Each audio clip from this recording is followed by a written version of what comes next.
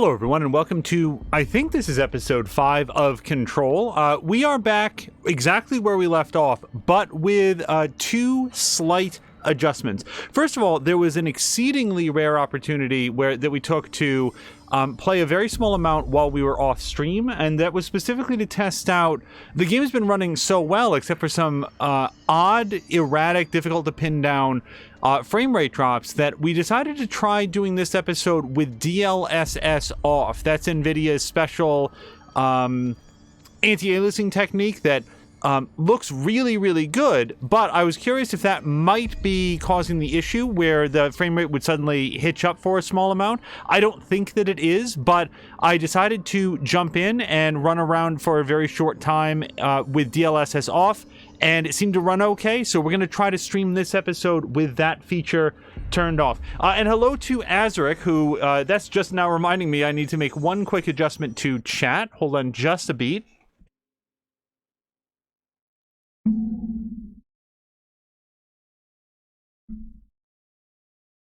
Good over there? Okay.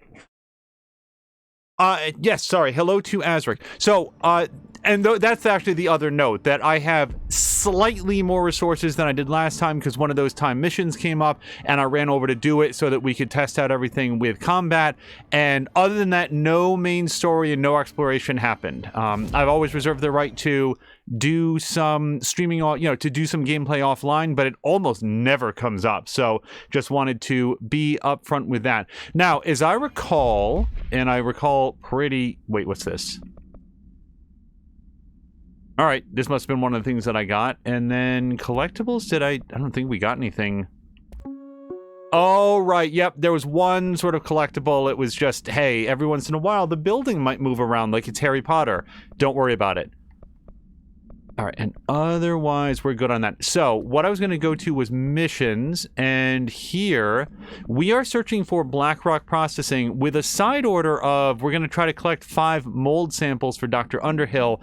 I'm sort of feeling like that's going to happen as we explore or come across sort of mold entries. We've seen a few of them, but Marshall sends Jesse to Blackrock Processing in the maintenance sector to retrieve more Blackrock prisms. She promises to tell Jesse what she knows about Dylan once the HRA production is up and running again. For people who might be joining in progress, Dylan is Jesse's younger brother who was taken, I believe, by the Bureau after they found some sort of a cursed slide machine that did all sorts of horrible stuff. So apparently we're looking for central maintenance. What is the easiest way to get there? Probably from the NSC control room, although that's a guess. So let's try it. Azric is asking how Tuesday's going. Very well so far, Azric, and I hope that yours is as well. Turns out that any day that you have the financial security of a job, but also the freedom... knows something about Dylan. Is he here? Is he all right? HRAs first. They'll help save everyone, including Dylan, once I find him. Sorry, Can you keep him safe? Like you do with me?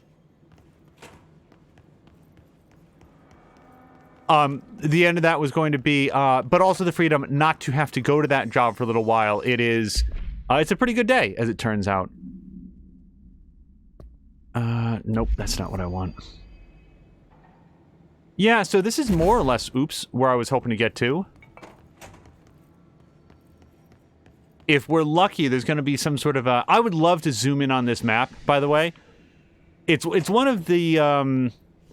The map is one of the most interesting design decisions in this game, because everything else seems so carefully put together, from the health system to the combat system to the upgrades. And like, it occurred to me just doing that quick run around that we did between streams, I need to upgrade the amount of energy that I have.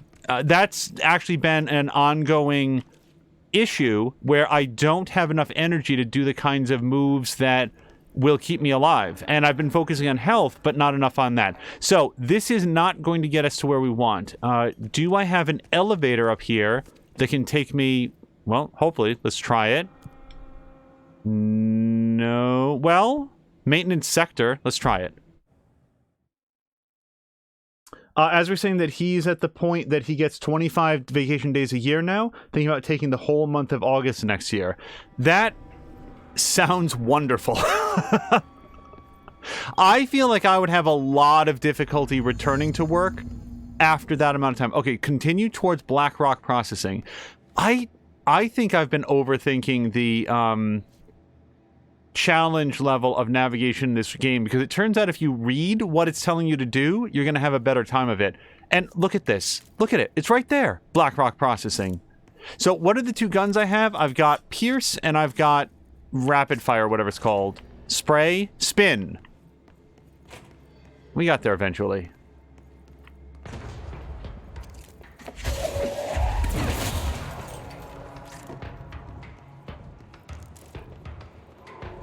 Oh, wait. Pierce zoom boost.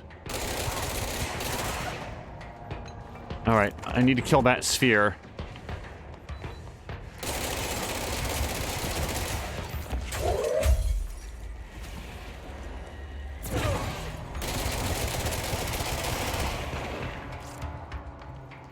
I don't think that I have done a sufficient job of talking up how much I like the combat in this game.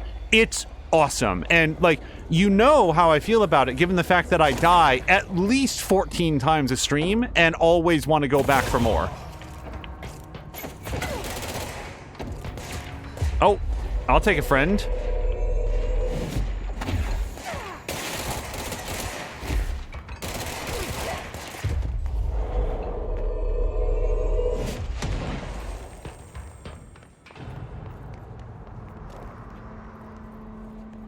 Oh, hello to Mia.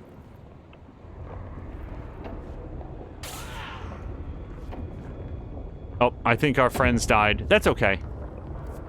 I didn't like them anyway. So this looks like, doesn't it look on the map like we're heading into a redacted area? Oh, right, but we can't get across this way. Yeah, this is the penitent man we'll pass, and we don't have penitence yet. I'm very non-penitent, as it turns out. So, we can't go this way. So, now we have to go down to NSC control room is my best guess. Well, you know what? This does not in any way look like something that we can navigate. So, I fully expect to either die or lose some health. But I'm going to give it a shot, just in case.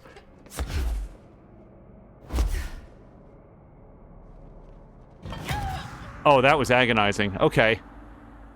I kind of hoped that it wouldn't be a death, that it would just, like, teleport you back. You know how some games do that? You fall off of something and it doesn't kill you, it just sort of, like, teleports you back into the ledge and you feel slightly foolish. But no, that's a straight-up death. Alright, but not a crisis, because we are... Oh, not where we used to be.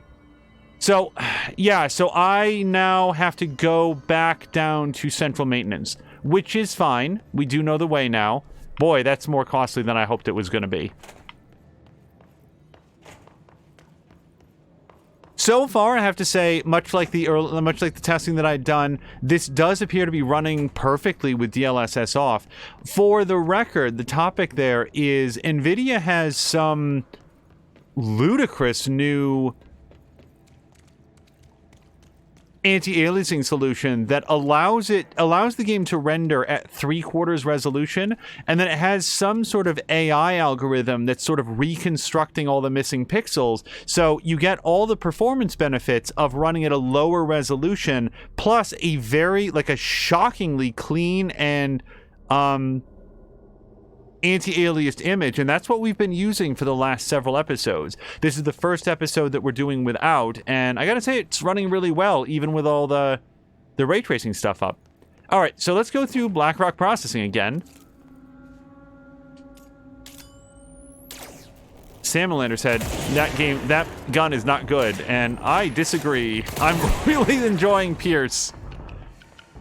Yes, it's not as fast as some of the others, and if you miss, you really can pay the consequences for it, but... Okay, but I don't want this explosive to go off in my face, so... There we go. Also, the destruction, man, look at that! Okay, black rock processing is ahead, but we can't go through here, right? So there's gotta be a different way?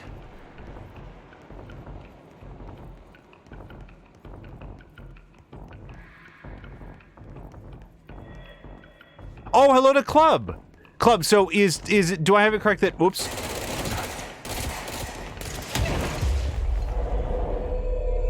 Oh, I want to pay for that by melting your brain. Oh, right, the turbine room. This must be the way to go. Because this is what we now have access to that we couldn't do before.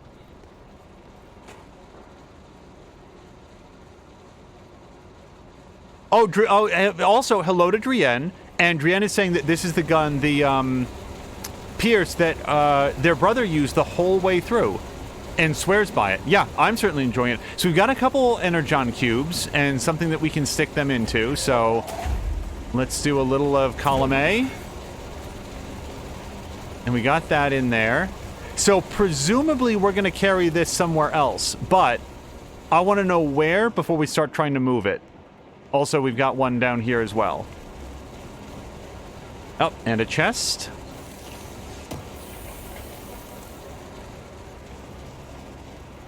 I also, now I feel like I called Salamander out. One of the things that I think is the hallmark of a well-designed combat system is for one person to not feel like this tactic is particularly viable, and then you have somebody else who absolutely swears by it. Because that kind of variance in tactical thinking, okay, so there's something above us, but how would we get there? I am definitely dead if I... So, wait. We could stack the boxes and maybe dash across? God, that might work. I don't know. Am I allowed to stand on these? Let's put this one right here. Nope, not there. All right.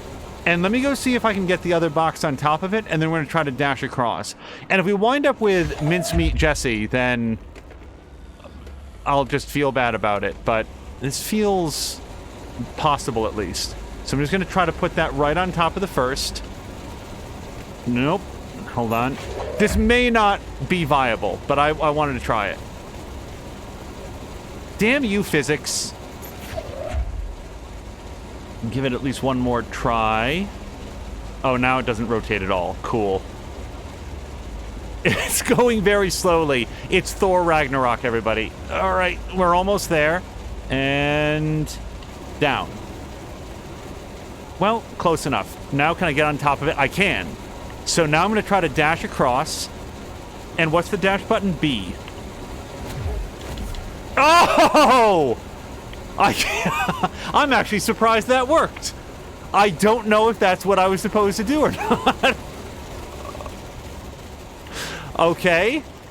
I may have just HW'd this, by the way. Hey, remember that time when Mia played, oh gosh, Human Fall Flat, and she kept finding these extremely unconventional solutions to everything, and I've talked it up. We might have just done that, or maybe that's what I needed to do. I really don't know. I kind of thought I was going to get all ground up. I thought we were going to have Hamburger Jesse.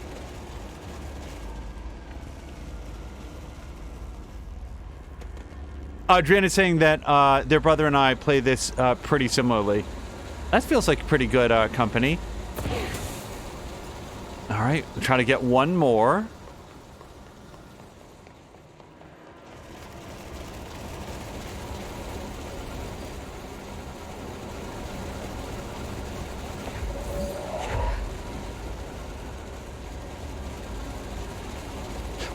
Have I talked about this before? Probably in passing.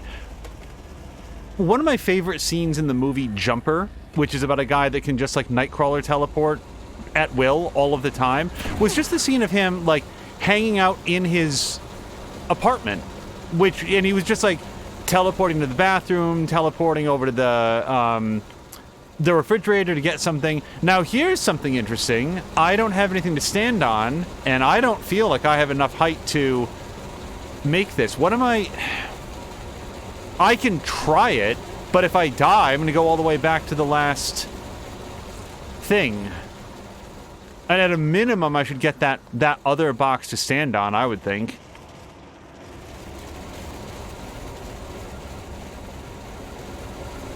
All right, please don't get ground up. Whoa, that's not what I meant.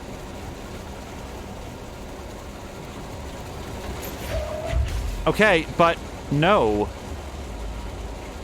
Oh, wait, maybe you can stop the gears by shooting garbage into them. No, that would have had some sort of impact. There we go.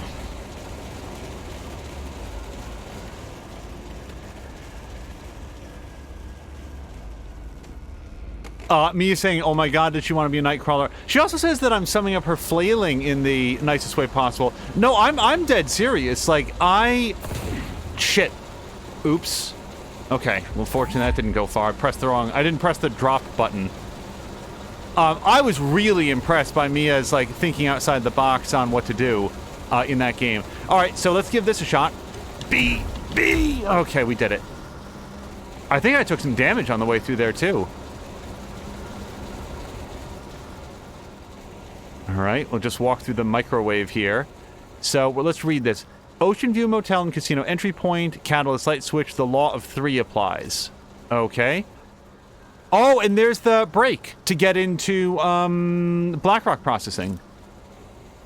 And before I go, because I'm about to forget, let's go in here, pierced aimed fire boost. So we do 30% more damage while aiming. I just picked this up, which is... Oh, energy gain from headshots. That'd be pretty cool, but that's not what I was thinking of. Pierce zoom boost, so that increases the zoom by 12%. That is not as good as the one that I have. It would make an excellent addition onto it, though. Hello to Feecrest, who says, good afternoon, sexy people. So let's pull the light switch. Right. Now, before I pull it again, was this here a second ago? I feel like this was not here a second ago. 1 second.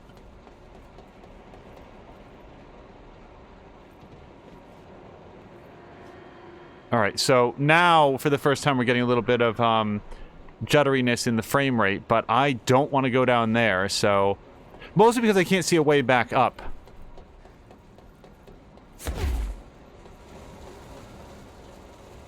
Two. I don't see anything different this time. Alright, and 3.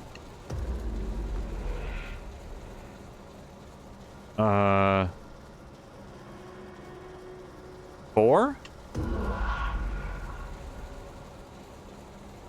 So there's a bright blue line here, and it's light, I think, that's shining down from somewhere, and I don't know what it means.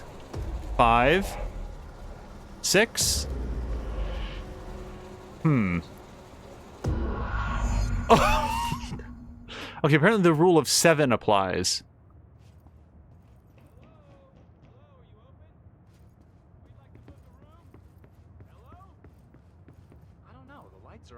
They should be open.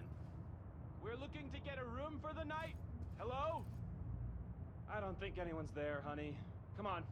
We'll go to that motel we passed a while back. Interesting. I wonder if that was like some sort of like celebrity cameo. Like that was... But Sam Lake speaks with a notable accent, if I remember correctly. I feel like we would have recognized it if it was Sam Lake. Oh, hold on. I don't know that we saw any of this stuff before. Good. Now it's straight. Yep. And let's fix that. And settle that. Good. Alright, so now we've slightly moved furniture in this room. And... So this immediately makes me think that we're supposed to arrange the furniture in a manner in accordance with like a picture someplace to like set it into a proper location, and I don't know what that would be. So let's try to open the black triangle door, and we'll see what we get. Wait, what's this? I don't want to pull that though. Probably locked. Yes. All right.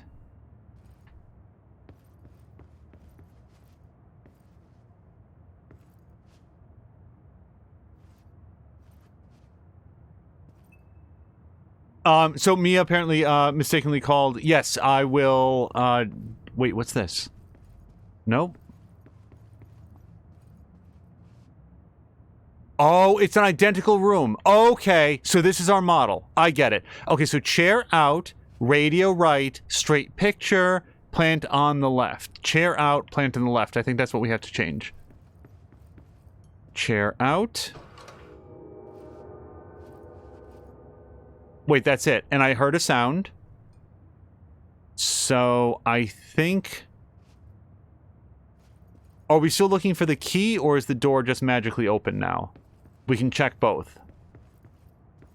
Maybe the key is in here, though. Nope.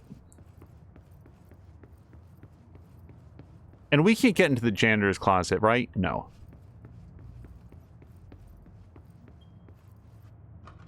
Ugh, I thought we had it.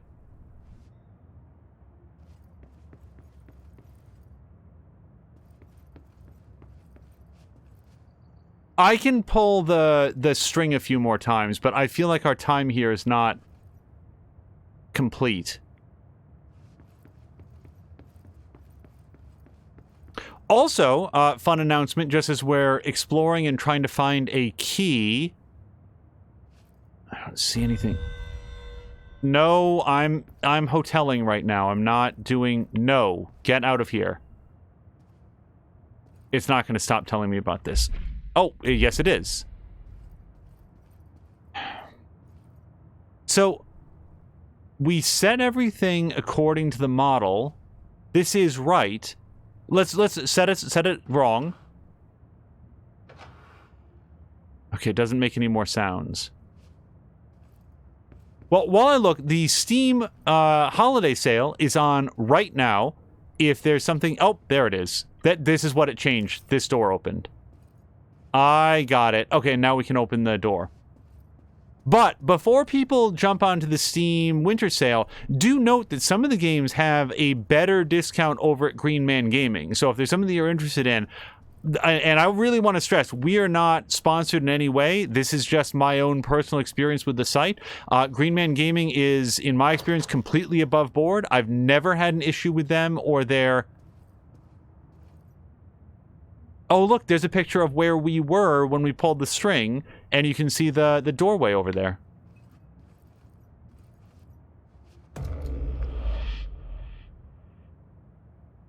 Every time it does that, it makes me want to look around like, what has changed? 3. I really don't understand how it's the rule of 3, though.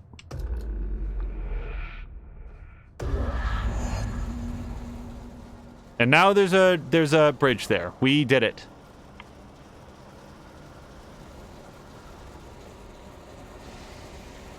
VQuest says that he also compares the Steam prices to Humble Bundle prices before purchasing, because Humble Bundle, much like Green Man, gives Steam... Alright, let's dash when we land here. Sorry. Gives Steam keys.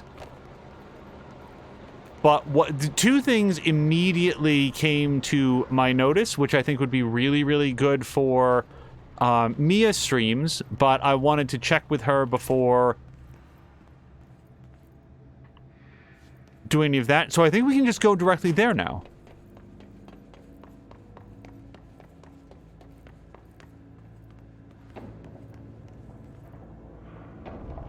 But yeah, VQuest, that's a really good notion. Like, sometimes when the Steam sale is going on, the other Steam resellers get even better prices on those same things. Or they might have flash sales later on. So even though Steam itself no longer has flash sales, sometimes it can behoove you to, you know, not jump on something too quickly and see if there's going to be a better price available. We need to find a way to Blackrock processing. That's where Marshall said we'd find a prism. Alright, I don't think I have level 5 clearance, but we might be able to make our own door here.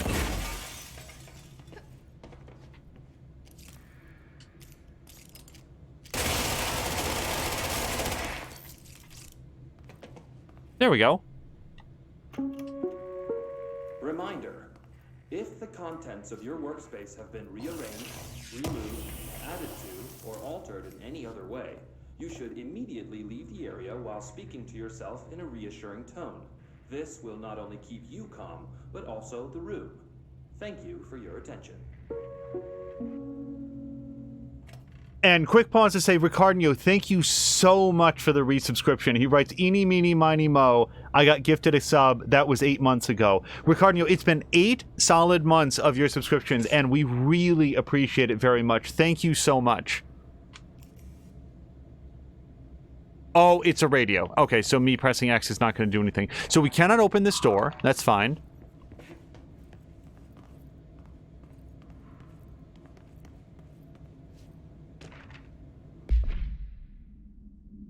At the end of this stream, I'm going to say, I'm going to be trying to do a sum up because I'm going to have to dash out of here real quick, just like last time. And I'm going to be saying like, oh, something else happened. Something else happened. And do not take that as a lack of appreciation for the fact that Ricardio has resubbed, because now I know I'm going to forget the name at the end. I'm going to be trying to rack my brain because this game is such a mindfuck. It's going to fall right out of my consciousness. Okay. The Atlas is a physical expression created by the oldest house. Its purpose and function are currently unknown. The specific shape and dimensions of the Atlas, see file ATL03 for said dimensions, seem to indicate a more explicit purpose than the oldest house's usual walls, floors, or shifts. The Atlas changes form, but resists observation when doing so. No visual observation has been made during its change, and it only ever occurs between frames when monitored by surveillance cameras. Interesting. A previous theory was that this change corresponds to house shifts and that the Atlas is a redaction of the redacted itself. However, the shape changes do not occur at the same time as the building shifts, which makes this theory doubtful. Structurally, the Atlas is made of the same blank material as the rest of the oldest house. Further observation will hopefully aid in discovering its purposes. Also, let me just play this because we just listened to it. Yep, got it. Have you guys ever had that experience where you come across a new concept or idea or television show or reference for the very first time and then almost immediately come across it multiple more times all in a row? Well, that's what happened when last episode I heard, as far as I can tell, of the term brutalism to describe an architectural style. And Drienne was talking about it in the previous episode, and I don't have any memory of ever hearing that. I have now heard or seen references to brutalism at least 4 times in the last 24 hours, and I'm dead serious. One of them has to do with some new executive order that was signed here in the United States, which doesn't merit conversation, but it was just one example of like, wow, if Drienne had not been the first one to say it, then I would have heard it regardless. Shield boost. Oh, but my shield isn't very good yet. If I come across a fast travel point, I will go and do the timed mission, but otherwise I'm not going to sweat it right now. Nope. You guys pointed out that these sinks are very low, and he is not wrong. I didn't think about it until after he said that, but those are like thigh height. You have to lean over to get your hands clean. I've never tried opening these things that are clearly marked first aid cabinet. Nope, there's no... Wait, did I get something out of that? Maybe not. So, Mia, quick question. Oh, no, they're still coming. Oh, interesting. Okay, so we tried a little experiment several weeks, a week or 2 back, and it was to ban one of the common phrases that are used by bots here on Twitch. I can see immediately that they have now come up with a way around that, so we will adjust accordingly. But Mia, thank you very much for cleaning that up for us.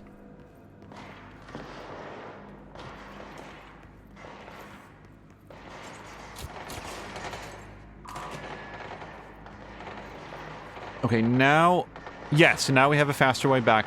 And yes, we'll go see what all the awesome gunfire's about. So I think there's a question for me, XCOM or XCOM 2 if I had to choose one. XCOM 2, with the War of the Chosen expansion pack, no question. XCOM was a good game. XCOM 2 is 100% better. Like XCOM is a good game. You'll never play it again after you go to XCOM 2, and there's no reason to.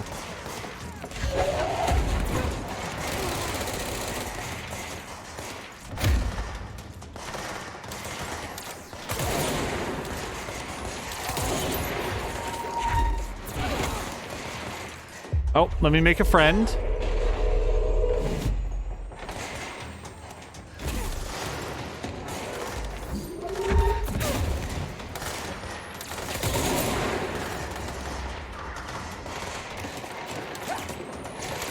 Oh, I don't like how much gunfire is coming at me.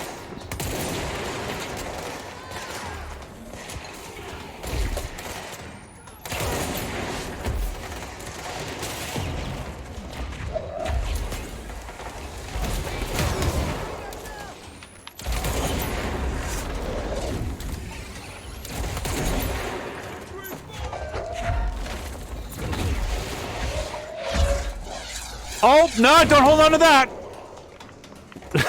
Sorry, that was really, really alarming. I grabbed a missile and held it very close to Jesse's face.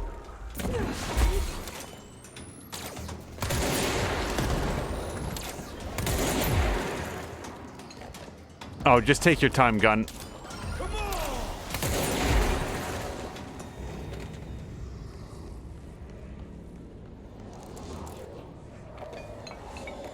Look how awesome this looks. Yeah, I would say, and I need to look at chat again because that was frenetic. XCOM is good. XCOM 2 is so much better. It really is an example. Come on, but it's right there. Go through. There we go. XCOM 2 with the War of the Chosen expansion pack is designed in a way where I feel like no matter how many times you play it, you're never going to have two runs that play out the same way. They have added enough randomization and sort of procedural elements to the design that it just does such a good job of keeping you back on your heels while also not leaving you feeling hopeless that, okay, we can still do this. Like, yeah, we've taken some hits, but we can still make it through this. And it's just so well done. And the base XCOM is fine, but as I've talked about, I do feel like you will fairly early come up with some ideas on what the... Okay, I think I have to cleanse the control point first. Some ideas on what the ideal build order is going to be. And as many times as I've played XCOM 2, I have never come across an ideal build order.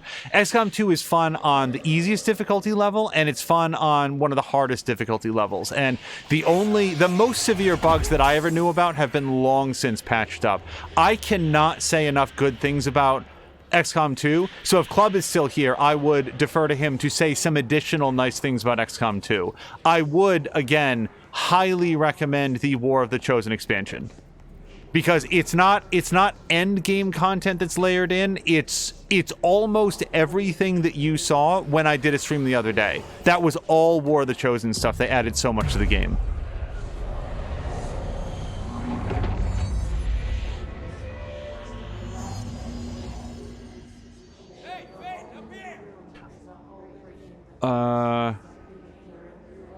Hold on, I was distracted by the meeing. What is this? Someone just yelled. Fikars was asking, do you have to play XCOM 1 to play XCOM 2? No, and in fact, XCOM 2 is predicated on the idea that you played XCOM and didn't like it and stopped playing it. And I'm serious. The backstory to XCOM 2 is that the events of XCOM 1 occurred, but you failed. And you did not prevent the alien invasion and the alien subversion of human society from taking place, and now sort of alien, what phrase am I thinking of? Alien influence has insinuated itself throughout human culture. So not only is it not necessary to have played the first XCOM, if you do, the correct way to import your save game is to play and then fail, which is very clever. I really appreciated that about the game. The canonical ending to XCOM is that you failed. Hold on. Ranger Squad Charlie 7 returned from an expedition into the quarry threshold just after 0500 Zulu. Can you please state your names and describe the purpose of your expedition? Kevin Horowitz, Rupert Wells. Our mission was to map quarry grid coordinates G29. Secondary objective, as always, was to find a route from the threshold entrance and maintenance to the formation. Secondary objective was not a success. What a surprise. Medic? And did you encounter any previously unrecorded event We or need to get them to a entity while surgical inside the station threshold? ASAP, No, but I don't think they're stable enough to move. Oh yeah? Do you think we should They're talk gonna have about to the be, mermaid? because we are moving out and I am not leaving them Yeah, behind. the Now mermaid. do what you need to do. Horowitz here found this mermaid in the quarry, just sitting on some black rock. She was singing this beautiful song, and he was overcome with desire. Oh, she was so alluring. I'd say she was more enchanting than alluring. Fine, enchanting.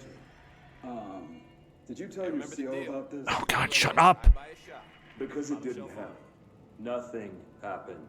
As usual, the quarry is full of rocks. That's it. Can we go now? Fuck you guys. Get out of here. All right. Unfortunately, there was some cross chatter by other characters in the game who aren't very respectful when their director is trying to listen to an audio log. But let's go have a chat with Arish. Hey, thanks for bringing down that... whatever the fuck that was. But we are barely holding on here, boss. How's the situation outside maintenance? What do I tell him? The truth is harsh, but these people seem familiar with death. The hiss are everywhere. Most of the Bureau is lost. We need Blackrock Prism to make more HRAs for any survivors in the safe rooms.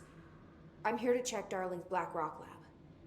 So to recap, death, disaster, and imminent destruction. Another day at the FBC. Well, Darling's lab is just past Blackrock processing. I got good news and I got bad news on that front. Good news is, it's right down the hall. Bad news is, a hiss monster has decided to move in, so that's great. Monster. That's what the Rangers said. The ones that survived, anyway. But we are just treading water here, and the hiss keep coming. Salvador would know what to do, but apparently he took a security team into the containment sector just before the lockdown happened, and, well, no one's seen him since. But hey, at least we got you, our fearless leader. They shouldn't rely on me. They don't know me. They don't know how I've failed people. You've done a good job here, Arish, but you should take your people and get to the base in Executive. You can regroup there. I'll go deal with this monster. I'm getting kind of used to them. Aye, aye, Faden. And be sure to put a bullet in that thing for me. So I may have missed the opportunity. Oh, he is still here. Ricardinho, again, thank you so much. Ricardinho's got to head out. We will look forward to catching your next stream, and I really, really appreciate the resubscription. I hope you have a wonderful Tuesday. And just in case we don't see you, I hope you have a wonderful holiday as well. By the way, it was Ricardinho who's going through, like, the extremely long exams, and Mia would consistently bring it up, and then I like during her streams, and then I would forget to follow up during our streams. But I hope that in the balance everything went okay. Ricardinho had exams that would last 4 and 6 hours, and he did say at one point that they weren't all like that. But I mean, how many exams of that length do you need? Wow, just I've taken some long exams, but long exams to me are like 2 or maybe 3 hours. Ricardinho's doing double that. Anyway, I hope it all went okay. So we can see a chest back there. It should just be just an easy walk down this hallway, right? Well, Ricardo says that he hasn't gotten most of the... wasn't kidding about that monster. Toggle map, okay. Oh, nice, and we do have a fast travel point inside Atlas Chamber, so this will make it easy to get to later on. Yep, that's not looking like the way that you usually want to have your mouth. But Ricardo is saying that he hasn't had the, gotten all of the results back left yet. And... Oh, yes, Feecrest. Star Wars Fallen Order is the one to get. As Mia says, I strongly agree. So, Swan Boat. No unique procedures required. Items made of fiberglass painted to resemble a swan. Foot pedals allow the item to propel forward in water. The item emits a pulse of physical force at an estimated force of blank. Possible connection to OOP5. I wonder if that's the rubber duck, because I don't remember their numbers. Measuring the exact force created by the item has been hindered by concerns from the Human Resources Department. The item was seized from an activity rental service called Redacted on Lake Redacted on Vancouver Island, Canada, after it ejected numerous riders over the course of a summer, bringing the boat to the attention of the media. The item was transported to the Bureau by helicopter. A containment specialist accompanied it, sent to recite formulas C.9 through 32 recursively. What occurred in the helicopter is not known, but all agents were lost in the crash. The item was recovered and then transported by train. It arrived at the Bureau without further incident. All right, and this is, I think, the expedition debrief, but we got as much of that as I think we're going to. I really wanted YOLO to shut his mouth, but he really wanted to talk about his beer or whatever his dialogue was about.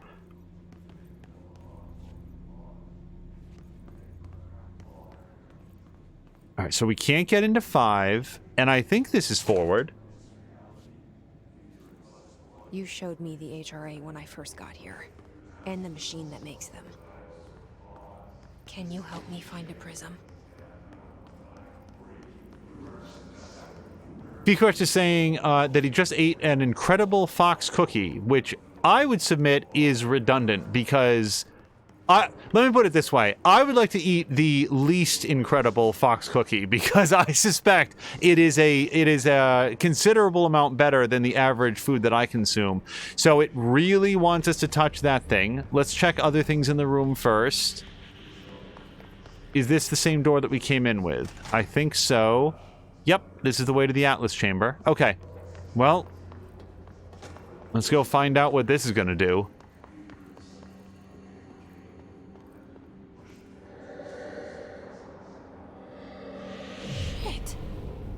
Shattered. Not a single prism left. What the fuck? I did not see that. It looked like a bat!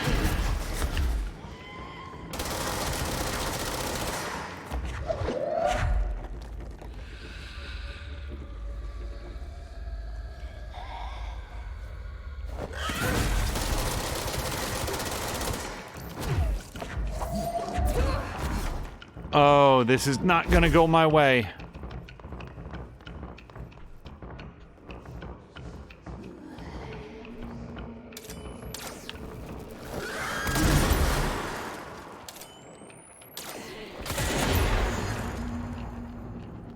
Let's hurry up and find Darling's lab. I don't know if anybody else saw it, but my health could be measured in fractions of a millimeter.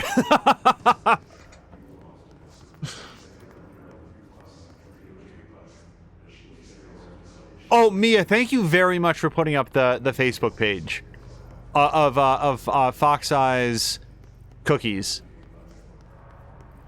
They are really legitimately great. So we've got BlackRock Lab, then processing, and then NSC energy converters. Well, so BlackRock Lab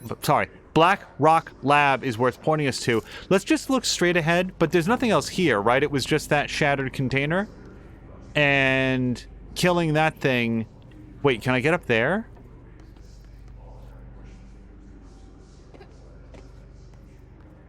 That looks like an exit to come back into this area rapidly, but I'm looking specifically up there.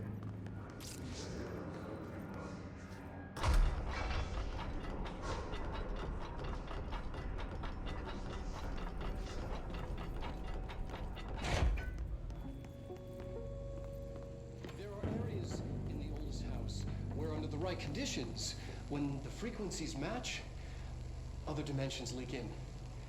We call these areas thresholds.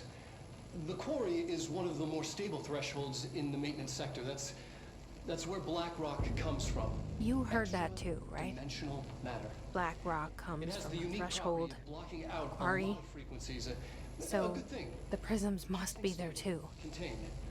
Think of it as paranatural lead. Our research involves many dangerous things we absolutely need to keep in check. That's what the Black Rock Line fire breaks are about. The panopticon container cells. Sorry to interrupt, sir, but I need the code for the quarry elevator. Oh, Emily. The codes. Black Rock 665. Neighbor of the Beast. Get it?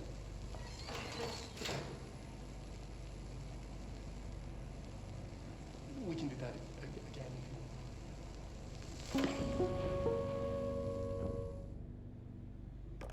Darling's key. This should get us into the quarry. Okay. Clearance level 5. Only 10 or 12 more to go. I actually have no idea how many clearance levels there are, but it does feel to me that every time we get a new clearance level, you then immediately start finding more doors that you cannot open. But this is it, right? This is everything that we need. Nope. What's this? BlackRock has allowed the Bureau to make great strides in containment procedures since it was first discovered. This report will examine how its very structure is comprised of redaction density that nullifies all resonances with a range of blank to blank. Bureau innovations that incorporate BlackRock will be analyzed, most notably the fire breaks, feats of engineering designed to contain any future outbreaks, attacks, or other internal threats. The goal of this report is to encourage Bureau staff to explore further innovations using BlackRock, as work in that field has markedly slowed in recent years. Hold on a second. Hiss distorted. So this is the weird, oh god, it's not a bat, it's flayed. It's like opened up. Hiss distorted agents are able to render themselves invisible and emit a powerful concussive blast when in close range of their target. Curiously, the hiss distorted is apparently not able to utilize both abilities at once. It must make itself visible when it goes on the offensive. At least until you get to Star Trek VI. The hiss distorted is unique in the fact that it wields a paranatural ability previously unknown to the Bureau, perhaps tapping into a yet undiscovered object of power. How does this invisibility work? How does the distorted become resonance temporarily? How does it use hiss resonance to refract light? The physical deformation of this particular hiss entity is noteworthy in its thoroughness. Clearly, the human host would have died from such extreme alteration, which prompts the question, are the corrupted simply animated corpses? Refer to file blank for the full report. And then we've got... You know something? I find BlackRock intriguing enough that we're going to see if this has any additional details over the video that we watched.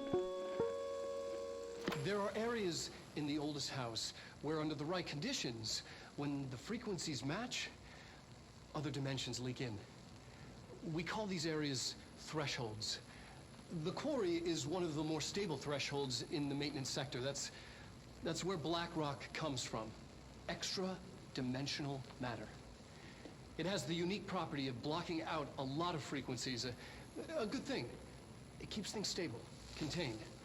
Think of it as paranatural lead. Our research involves many dangerous things we absolutely need to keep in check. That's what the Black Rock Line fire breaks are about. The panopticon container cells. Sorry to interrupt, sir, but I need the code for the quarry elevator. Oh, Emily. The codes. Black Rock 665. Neighbor of the Beast.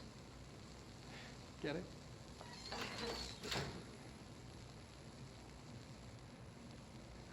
We can do that again. Oh, that was exactly what we saw before. Sometimes those have little, like, not outtakes so much as, like, a longer cut of whatever was the information. So I feel like we just go forward from here. I like the guy that plays Casper Darling. I think that, I don't know if he's an actor or developer, but he has a flair for the role that he's playing, and I think that he's very well cast for Everything the person here that he is. Crazy. Weird, but it feels right. Like how the world should be. I am in an infinite building leading to different dimensions, and I never want to leave. Even with all the horror, I'm happy.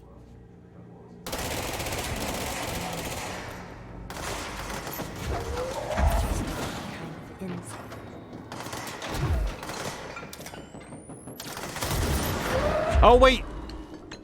No, come back!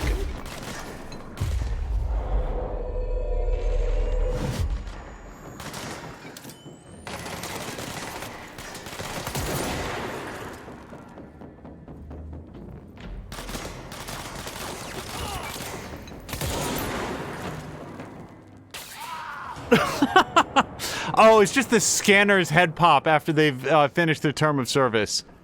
Thank you for making BioShock. Now line up in the courtyard.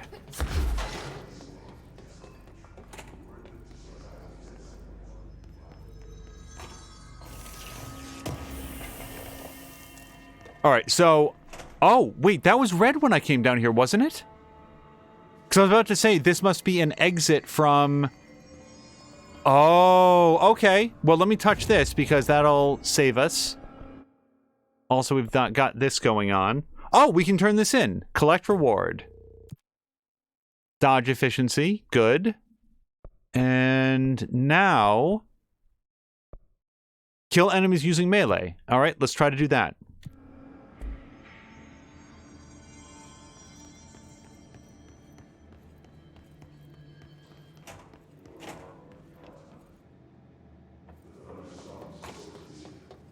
Yeah, Star Trek has been running long enough that it does sort of have an issue about, like, hey, whatever happened to this thing? Whatever happened to being able to fire your weapons while you're cloaked? It kind of seems like they would have built that a second time. Wouldn't that have come in handy during the Dominion War, for example?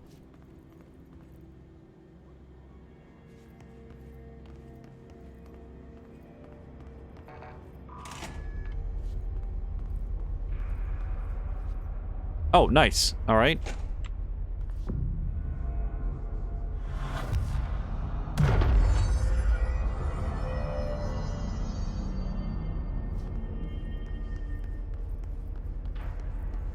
Drian, you might have stepped away, but I talked, I think maybe just after you left about how I'd not heard of brutalism before you brought it up in the previous stream. Oh, wait, I want... No! Halt, no! No!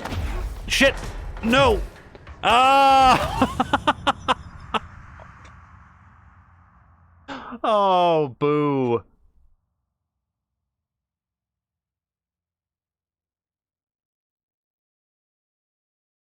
As soon as you mentioned the term brutalism, I've now seen it at least 3 or 4 times in like the one day since then. So I thought that was pretty cool.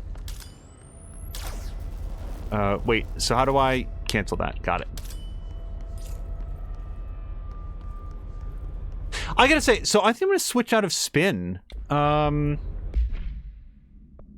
a minimum, we've used it for a while. At a maximum, it's not as useful. Like, if I have Pierce for long range, Shatter feels like it's better suited for close range.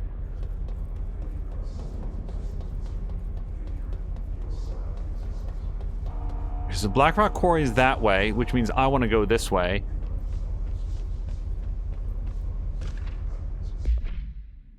The NSC was designed by order of Deputy Chief Trench shortly before he became director.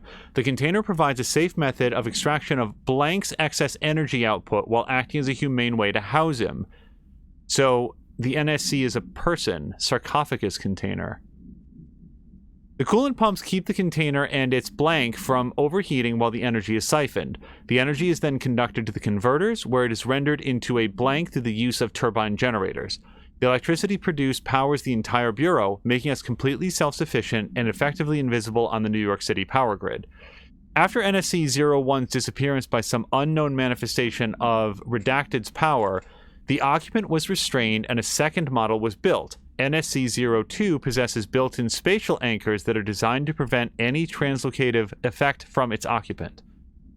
So it's a dude and, well, a person. Sentient entity, let's go with. And it doesn't particularly want to be in there.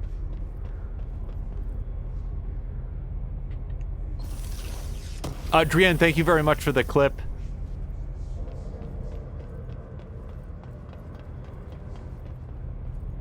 It was one of those cases where I was like, I am so... I was so not expecting to fall there that rather than gauging how far it was to the ground and landing safely, it was instead, oh god, please, is there anything at all that I can grab a hold of?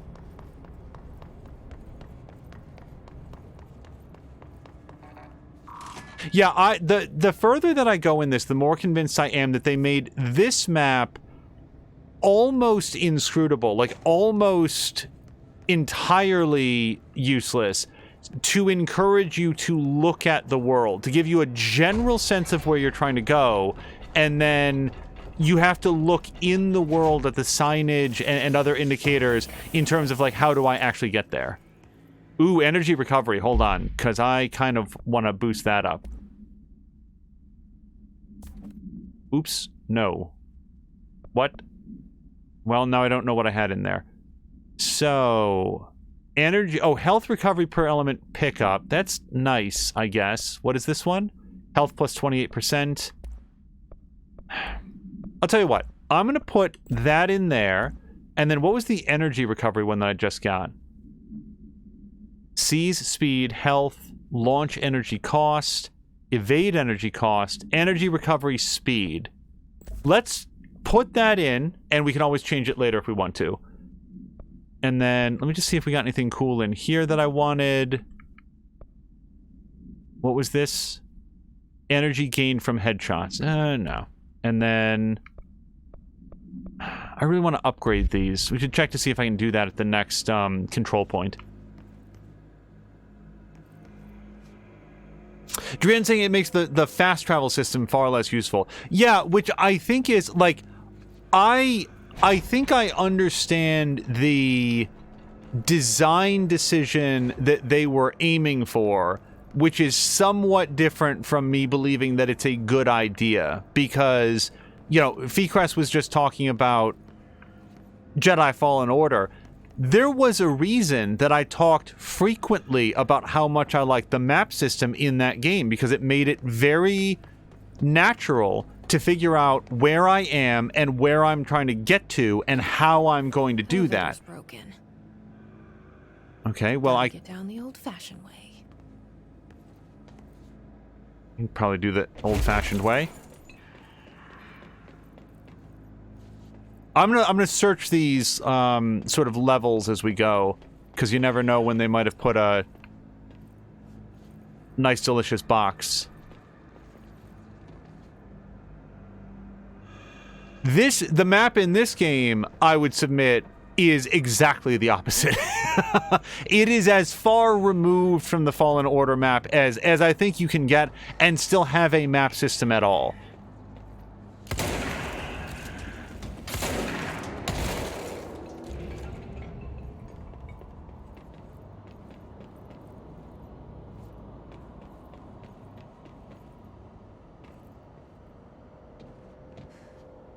But what I do think is notable is that I don't think it's an accident. I don't think that they just...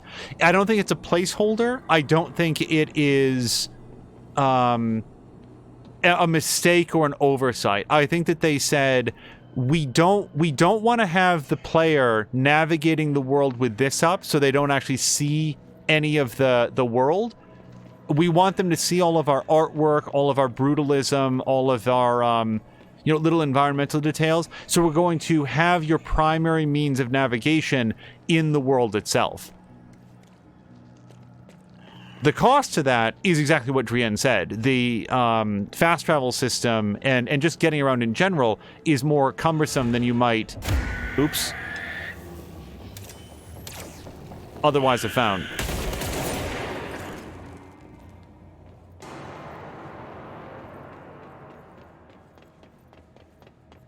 Seems to be comparatively little for us to find on any of these floors. That's in contrast to some games that I'll play, and I'll be like, I am completely mystified by this decision.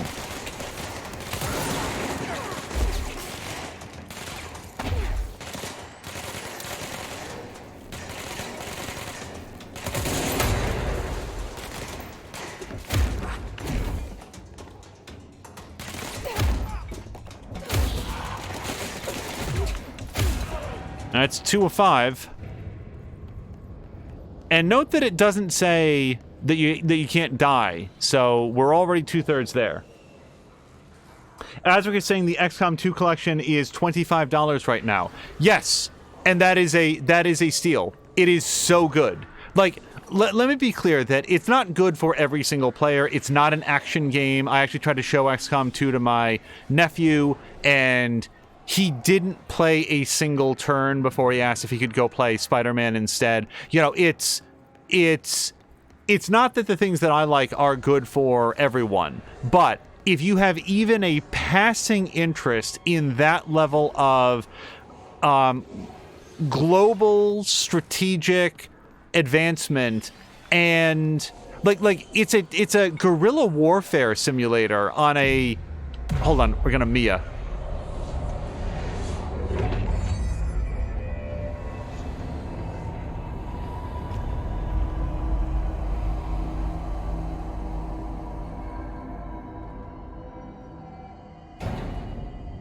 All right, sorry, I still really like that. It's a guerrilla warfare simulator, much more than the first one was, and it is 25. It is very difficult for me to envision anyone who is a fan of the genre. If you have any fond memories of games like, oh gosh, what's that one that everybody likes from years ago? Oh gosh, something 2. Yuck, now I'm not going to be able to remember it. Oh, let's see if we can do a gun upgrade also while I'm standing right here. Astral constructs, weapon forms. No, look, we don't have enough entropic echoes. And as far as I know, there's no way to buy those. You have to find them in the world.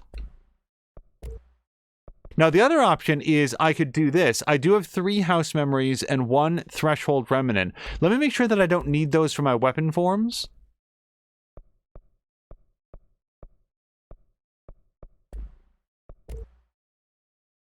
No. So, yeah, let's upgrade this. Good. And now, if I want to do another one, Threshold, Remnant, and Astral Blip. I don't need those right now either, right? Nope. All right, let's upgrade again.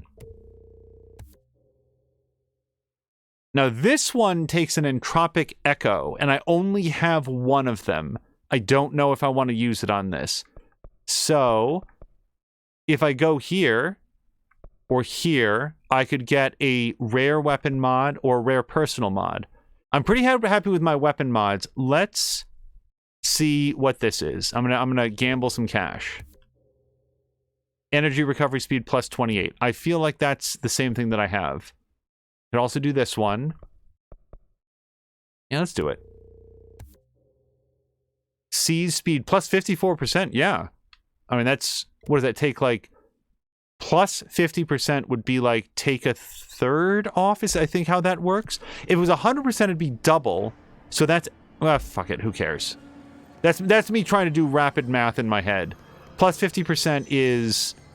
If it's not double speed, it's half of double speed. So that would be... Fuck it. The end. Oh, wait. Oh, God. Somebody... Oh, Mia's naming off sequels of sequels of sequels. No, it was called... So, in my head, it's Brutal Legend, and that's not correct. There was a tactics-based squad combat game that everybody loved, and I actually owned and played it briefly and didn't apparently give enough of a shot. And I don't remember the name of it. It was,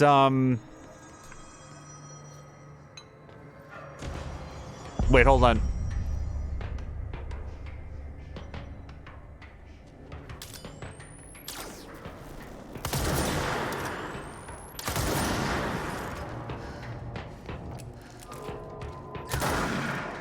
No, I want to kill you. Okay.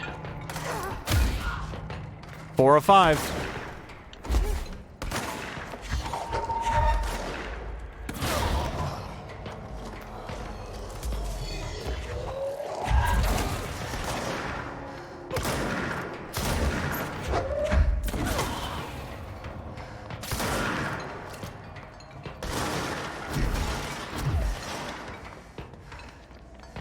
Can we also acknowledge how much fun it is that when Jesse dashes into a solid object, the object itself shatters?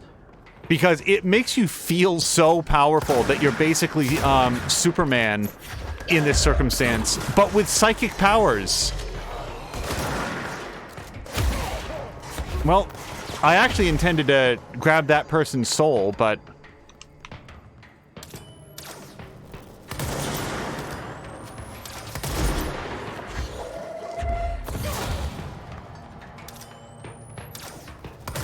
Nope, that shot went nowhere.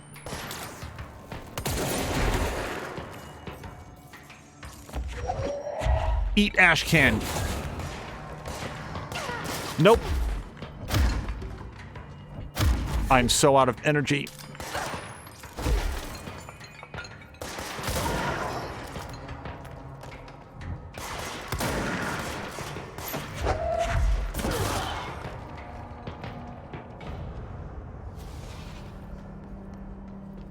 You know what'd be awesome? You know what'd be an awesome feature in a game like this?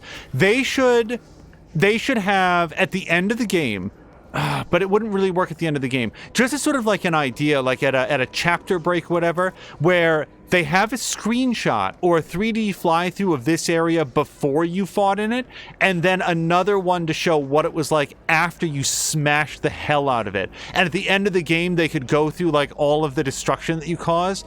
Oh, they should add that feature. Remember when Blinks the Time Sweeper had the ability to like re-watch your entire playthrough of every level? And it was like, this is a show off of like what it's like now that we have a console with hard drives, so it can like record everything that you've done. That'd be so cool.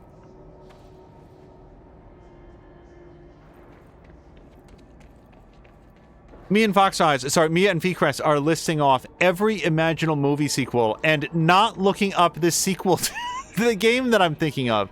It was called like... I bet Drienne would know. I wonder if they're still here. It was,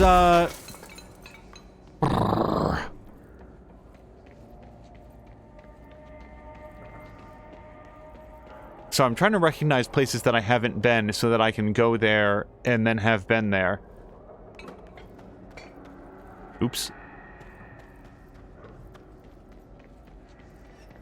I'm not going to think of it. Anyway, it doesn't matter, because the whole point is that if you liked games like that, then you are really, really going to enjoy XCOM 2. Someday I'll remember the name of the game that I'm thinking of, but it's hard to remember the specifics of something that you yourself never really played or appreciated in its time. Oh, so Drienne is... So... Oh, I'm sorry, is Marinda here as well? I'm so sorry. I've been focused on the combat. Hello to Marinda. NSC power plant is back that way, and I don't want to go there. Let me just... I know I've looked up here 4 times, but I just need to see it. So, Drienne, it was a top-down tactical combat game. I think it was turn-based, and it's very, very well regarded. And I'm trying, and I think it was a sequel. I think it was like, oh, nuts. Hold on a second. I want to say it was something 2. And I cannot remember. It's older. It would have been sprite based. It was like your soldiers had distinctive like skill sets and personalities to them as well.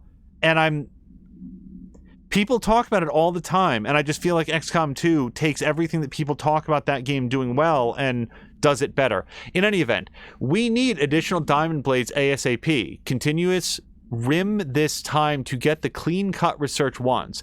This black rock shit is tough. We're going through the blades like we're made of the damn things.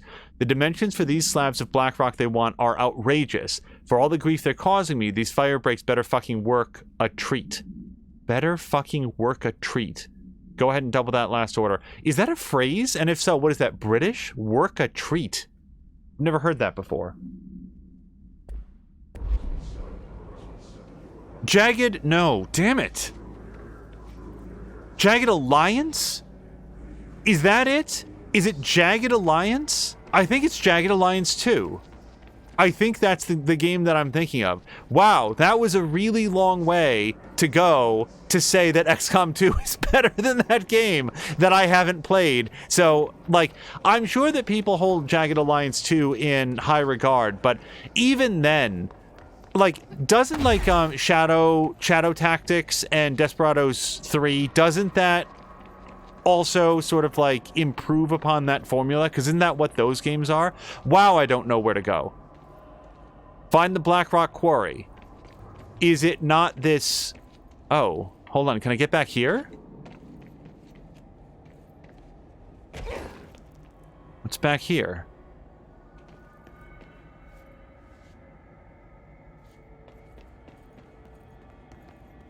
Well, something.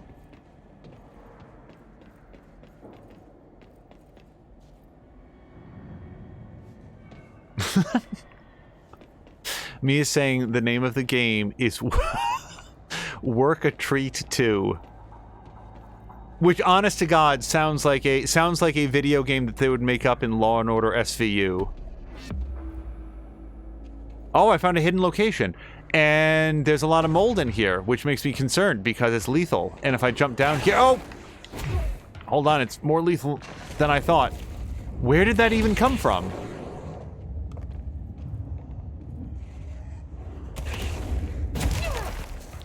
Where is that? Hold on a second. Oh, there, I see him. Oh, fuck you.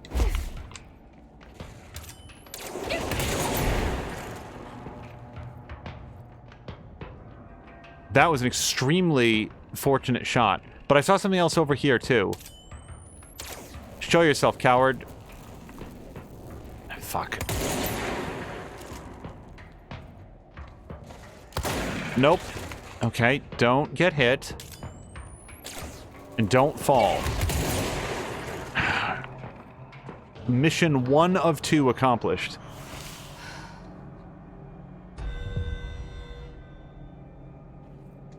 I'm not gonna go do hiss notes. Can I go down here? So one mystery to me is why is the mold sometimes poisonous and other times not? Like, this looks real bad.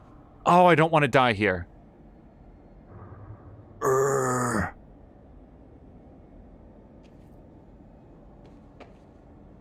Careful. Ah! Okay, but what if I don't touch it? Oh! Okay. Well, I'm not going down here. I'm out of here. Alright. Usually when the edges of your vision blur, that's a sign that you're not supposed to be here. Although, wait. Am I supposed to, like, dash over there? Because I can reach that, I think, with my dash. Can I stay above this area? Oh, I hate this. I'm gonna die here. I'm gonna feel so stupid that I continue to go down here. Oh, this is so much worse! Okay, I call shenanigans, because I wasn't taking damage when I was up high on the other side. I thought that I would be safe if I sort of remained above the mold level, but I guess not. Oh, well. Now I just have to go this way again.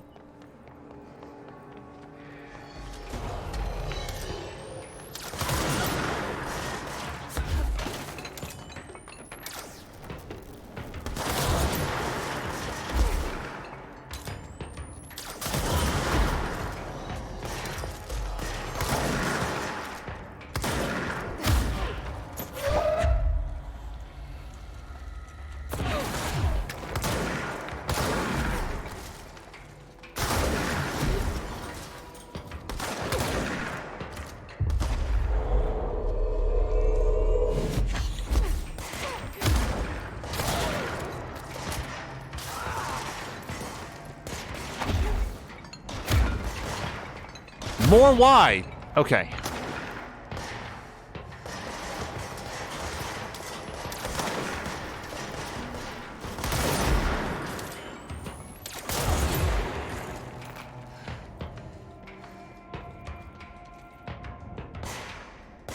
All right, no.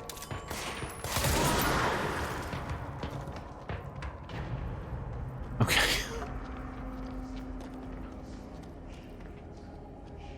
Adrian was going to guess Xenonauts 2, which would have been... But does that exist? Because Xenonauts is still, like, in production, yeah?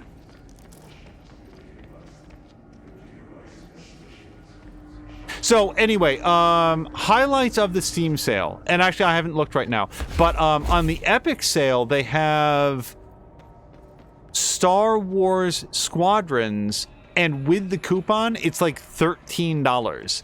Which is very good. So this is the pathway to the hidden area. I got an ability point for finding it, but I don't think there's anything I can do down there that I know of. At least not until we get some sort of mold immunity. So we're gonna leave that be.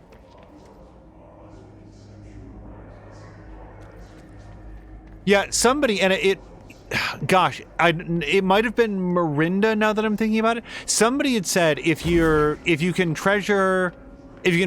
value gameplay mechanics over graphics, then it is like Xenonauts is well worth the time investment. And that does mean something. It's not that the graphics in Xenonauts are old or outdated. For me, it's... Oops. Okay, hold on. I'm going to go try that again.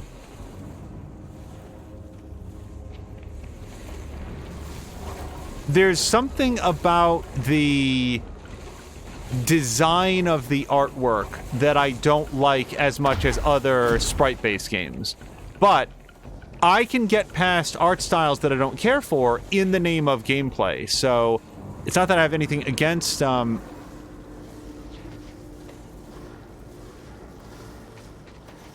of a... Hold on a second.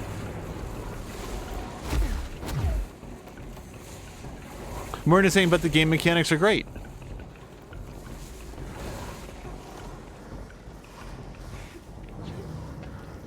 And sometimes, by the way, that's what they will do in a sequel to something like that, where there's like sort of a smaller indie title. They will take their great game mechanics, refine them, but then... Not what I expected. Oh, wow. I'm glad she said something, because I was looking down here and being like, really, that's exactly what I expected. And then... Wow, look at that.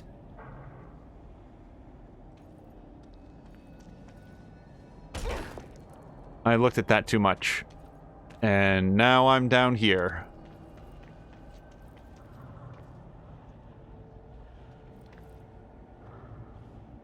Marin is saying that it looks like a graphic design made by engineers rather than artists. Dwarf Fortress also says hello. So, Dwarf Fortress is something that I have tried and is indecipherable to me. I love the fact that Dwarf Fortress exists because I very much like reading about other people's interactions with it. But on the note of like what you just said, it is a game that at this time has no graphics. I know that they are working on an official release for Steam where there will finally be graphics added to it. Hopefully they also completely rework the interface, and I mean completely rework that interface. And I know that this is going to be a feature that is for me perhaps and no one else.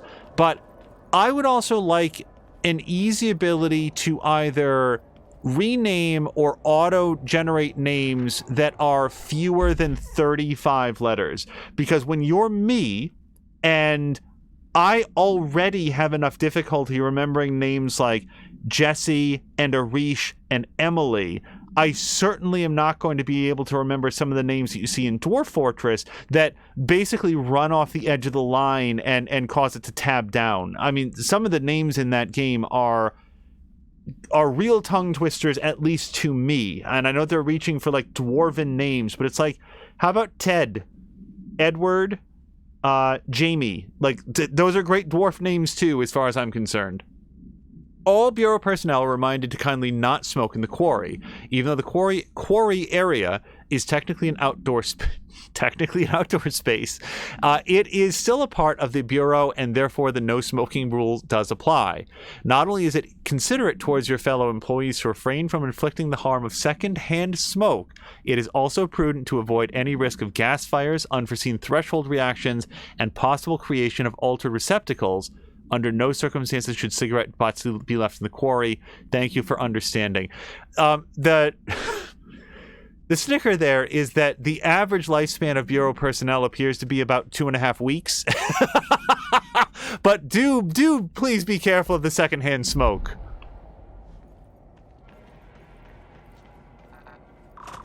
It doesn't feel like an organization that is excessively concerned about filling out its retirement benefits, you know?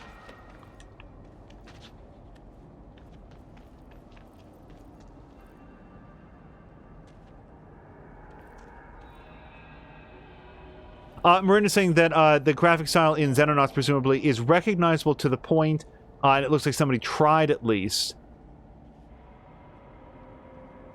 But clearly not amazing.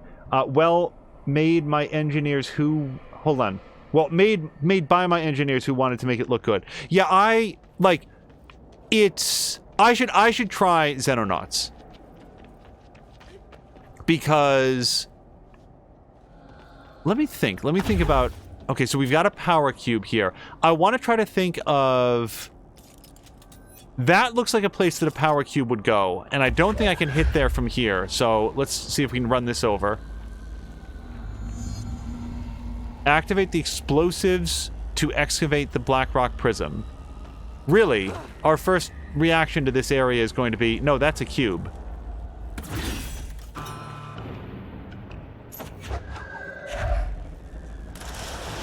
Oh, come on, man.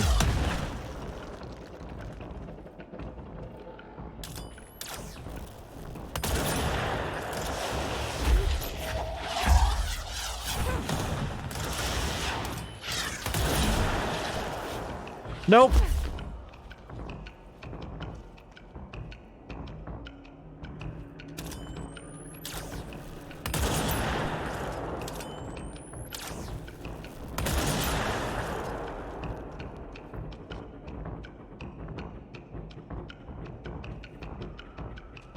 Hey, wait a second, I had a cube up here.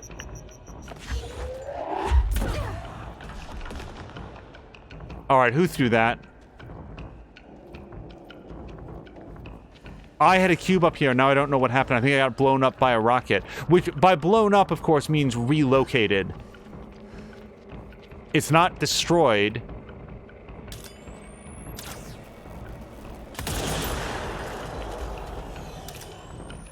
See, that's why I didn't want to jump down.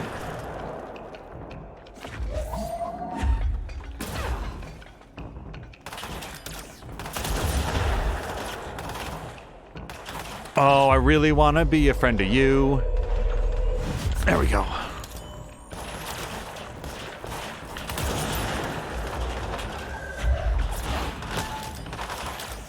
Oh, you ball.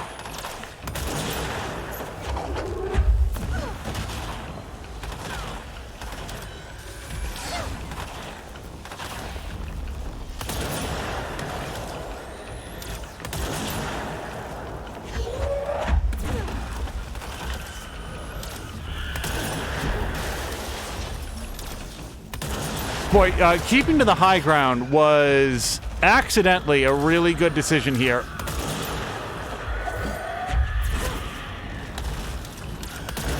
No, don't fall.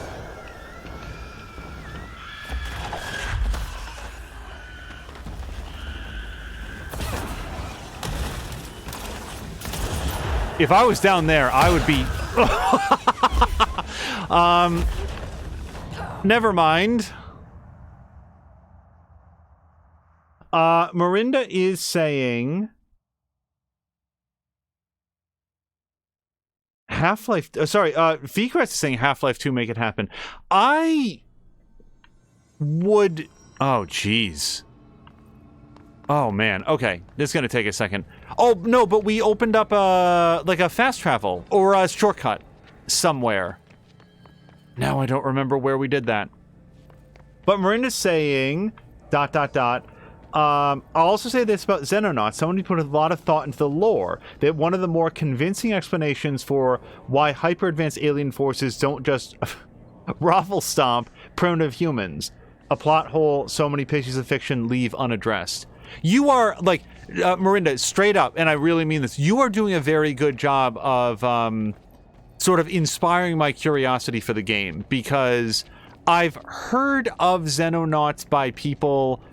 here and there, but not sort of the focused elevator pitch on like, this is what makes it worth your while. You know, it's one thing to have somebody say, hey, this is pretty good. It's another thing to have people sort of like unpack it and say, okay, this is why it's pretty good, but also not give so much away that it enters into spoiler territory. So you're doing a very good job of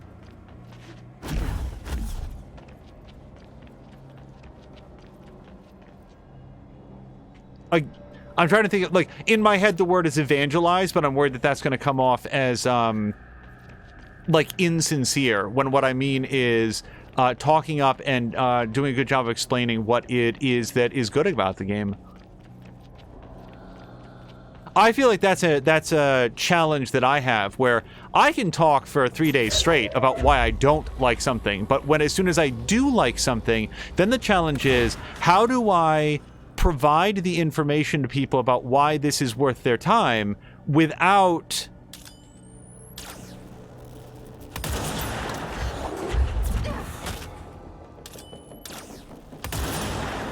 giving away too much.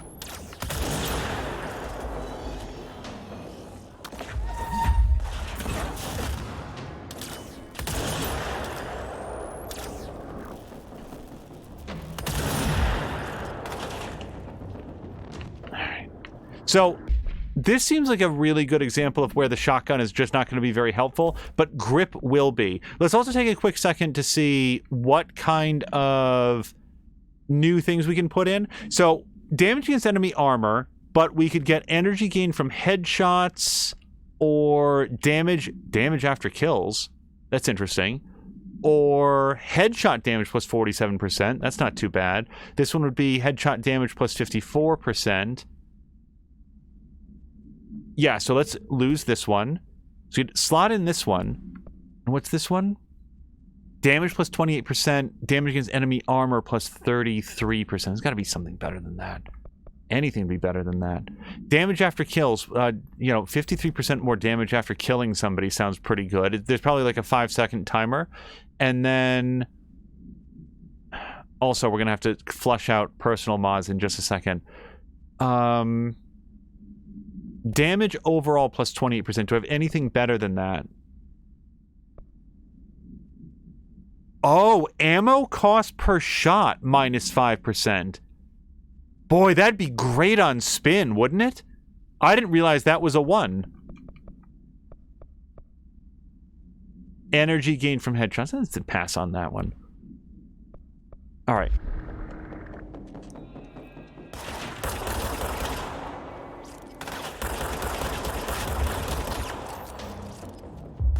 Oh, be my friend. Yep.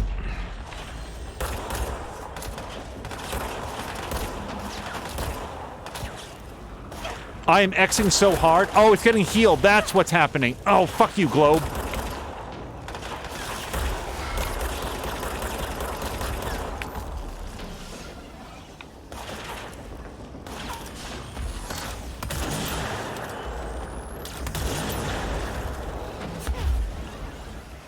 Can I make friends with this? I don't think I can, and it's gonna hurl that at me.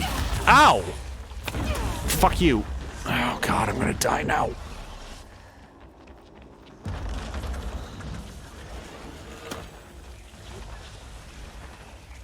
Go!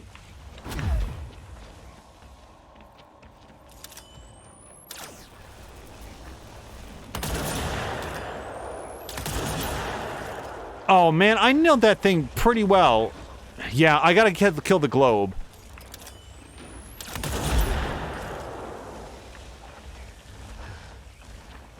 Pay no attention to my health bar. It's fine.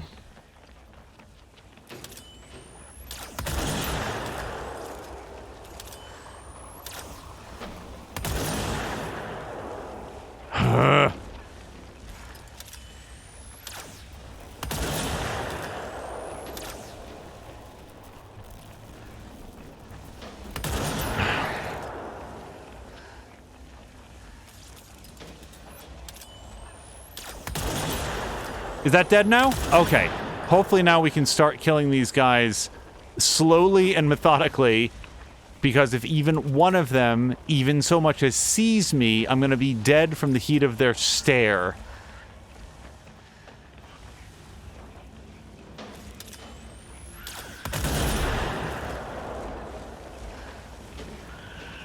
There's so many blue globes down there.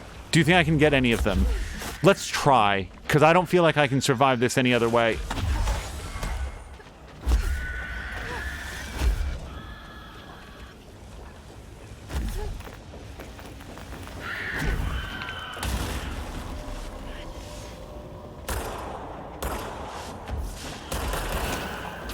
Oh, I could have befriended that. Nope.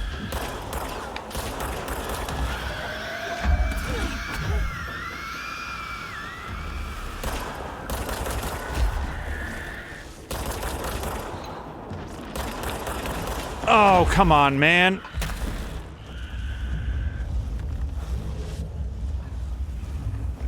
Fuck!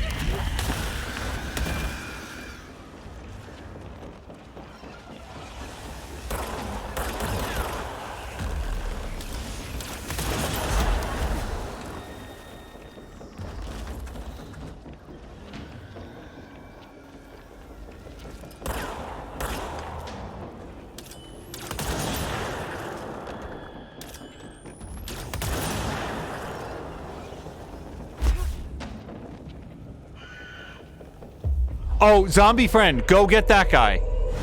Oh, he ate your lunch. You want him, not me.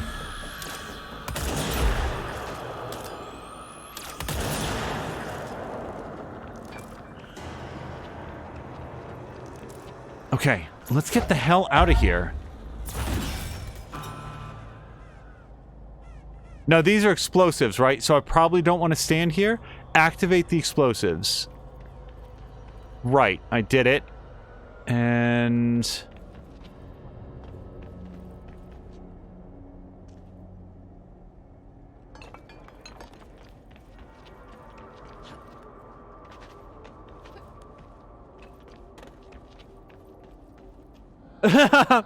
Sorry, Fequest is describing the gravity gun to Mia. I would, above most other games, love to see Mia's reaction to... I bet it's this control panel now that I look around. Half-Life Alyx, which is a VR game. Oh, wait, that was a thing. During my weekly safety inspection of the quarry threshold, I discovered the entire crew in a state of redacted. The whole team was redacted, aligned and staring in a uniform direction, the city in the distance. Despite my most vocal efforts to gain their attention, they remained redacted for more than redacted minutes until I had to resort to literally blank. Afterwards, they were dazed and could not provide any rationale for their behavior or any specific memories of engaging it. My official recommendation for any crew working in a threshold area is to either shorten the length of their shifts or to carry out mandatory psychological evaluations on a weekly basis, or preferably both. And maybe we should order another expedition to the city. So this is the first reference we've gotten to the city, which sounds like it's something that's visible from the quarry threshold. All right, let's hit this.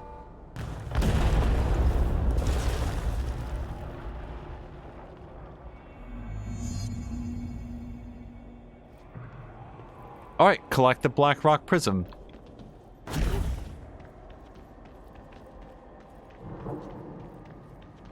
what's this? Health boost. Oh, and yeah, so I got to clear this out as well. So at a minimum, we're probably just going to drop everything that's rank 1, right? I mean, surely I've got better stuff than this. Like, I have a health recovery of plus 39%. I'm never going to use this 34%. 21% is out. Energy evade cost 7%. No. No. No. All right, so shield strength 39%. Kind of want that. Energy plus 7%. That feels a little meager.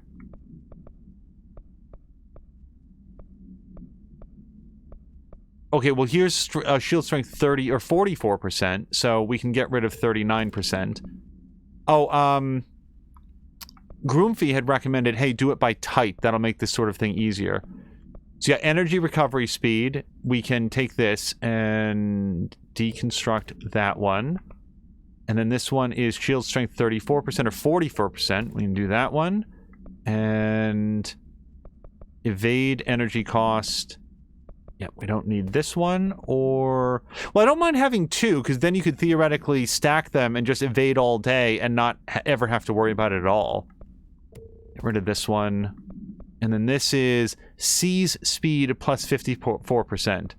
Well, that marginally edges out 53%, so let's get rid of that one. Now, did I get a better one of this just now? 28% or 31%. No, what I've got is better. But see, here's the thing. If I turn this into triangles, then I can get deducted triangles when I die. As long as it remains a mod, I can break it down later and get the triangles then.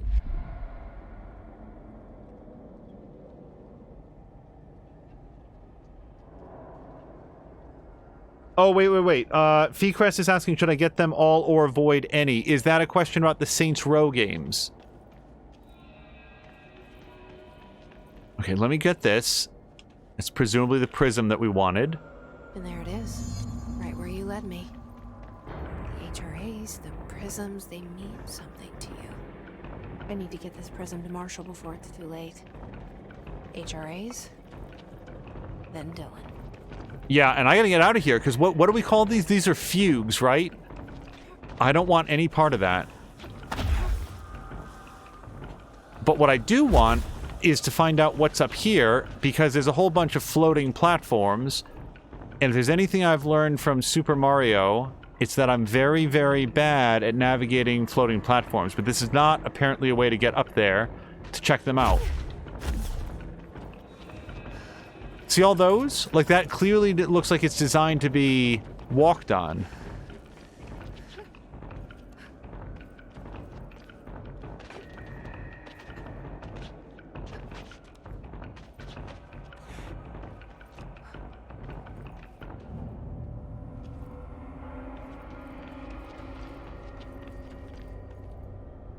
Oh, yeah, look, there's a chest right there.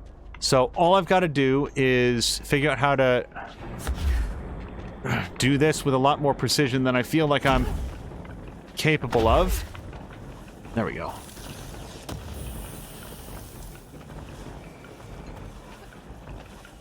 And then is there anything else over here? Like, we can see there's a cube there. Yeah, I might as well go see if there's anything worthwhile. Doesn't look like there's anything else over here for me to get.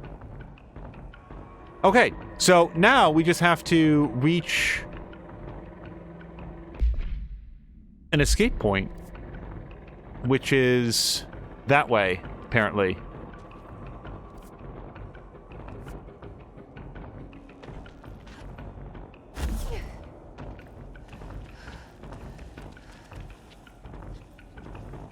And hello to Salamander.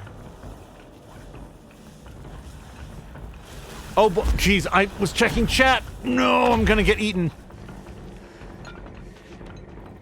Yeah, so I personally feel like it depends on your interest level in playing through. Oh, no, but we definitely want to go up there, though, right? There's question marks up this way. How do I get up this way?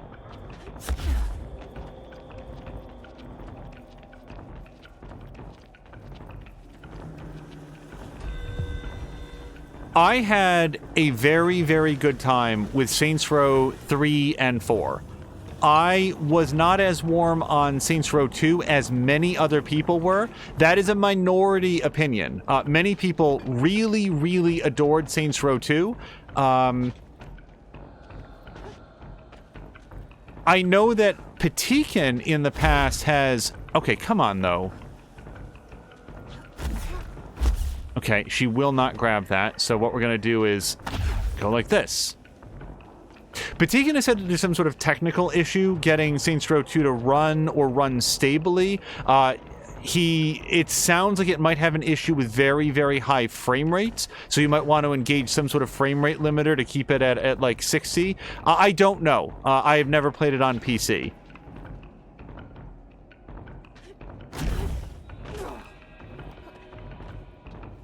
I will say that I feel like, broadly speaking, people really, really liked Saints Row 3. I am certainly among that.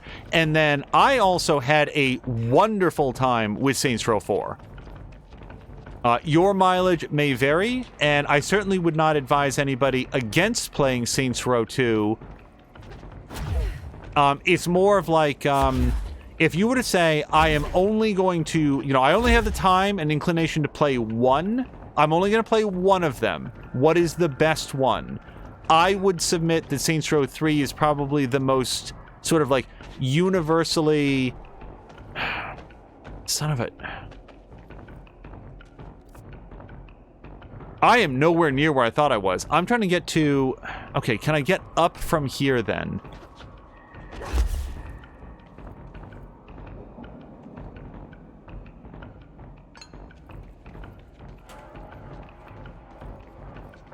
Okay, so these fugues are now everywhere.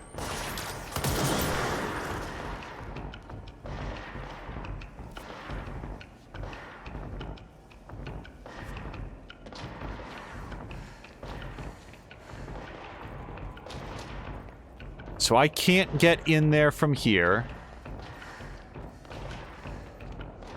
I'm trying to work my way. I'm trying to work out how to reach a location that I may have no business trying to get to.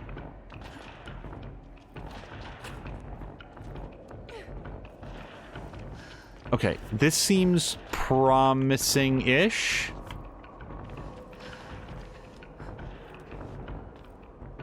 Nope, I cannot get higher than this.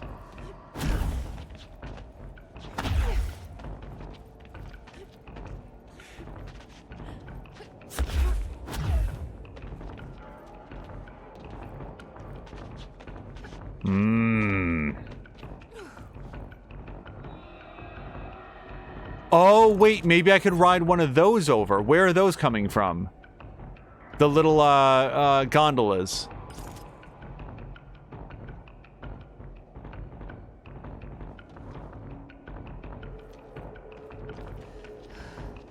I don't think I can get up to those either.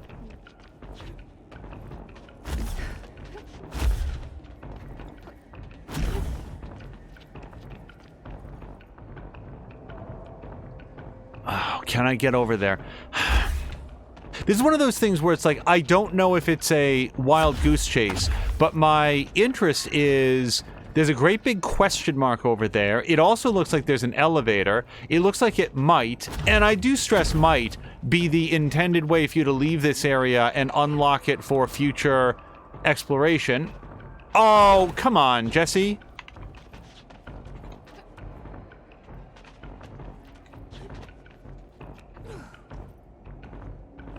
I really think that she can make this. What? Jessie has some interesting rules on when she will and will not clamber up onto something, because it really feels like this should be a navigable service for her. Yep, there we go, for no particular reason. And I think if we get that railing out of the way...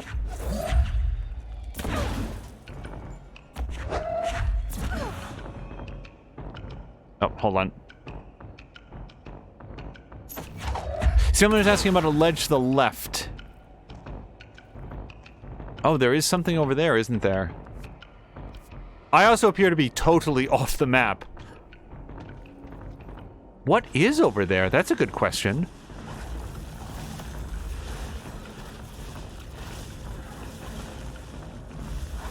I'm gonna try to dash over there, and then we might have to, like, jump back over here. Bump, bump, bump! Not what I expected. Okay, hold on a second. Let's see what's up over here.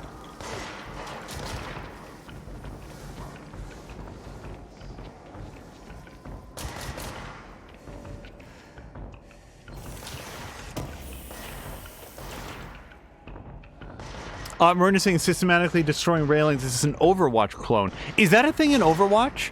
Overwatch, I have to say, as a gaming phenomenon, has passed me completely by.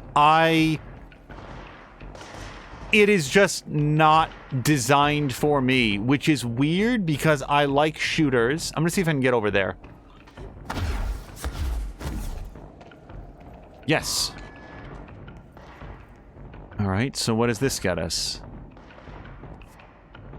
Anything?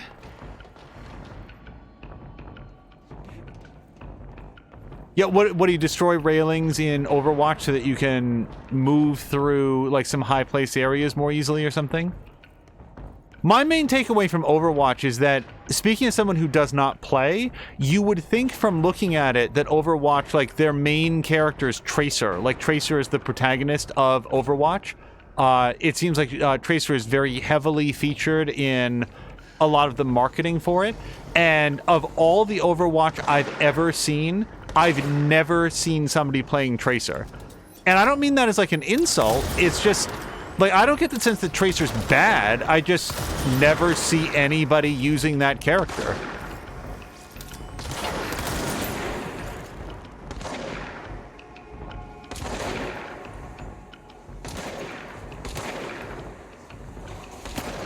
Alright, I don't know if I want to go down here, but...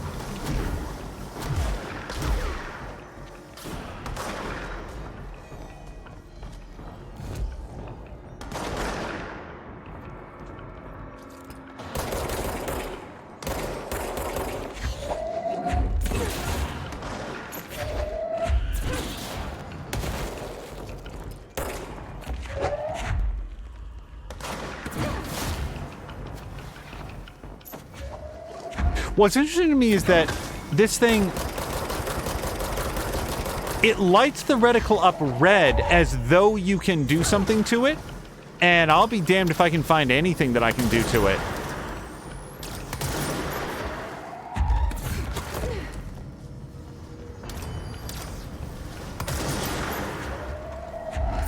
Alright, it might just be time to go then.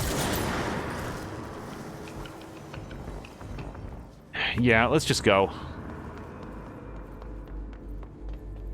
I feel like there's another path in the Blackrock Quarry, but I have had difficulty discovering it. Miranda saying Tracer is very situational. At the pro level, she's frequently not great. And yes, destroying railings is a thing because people get bored during setup and they can get in the way if you're walking around.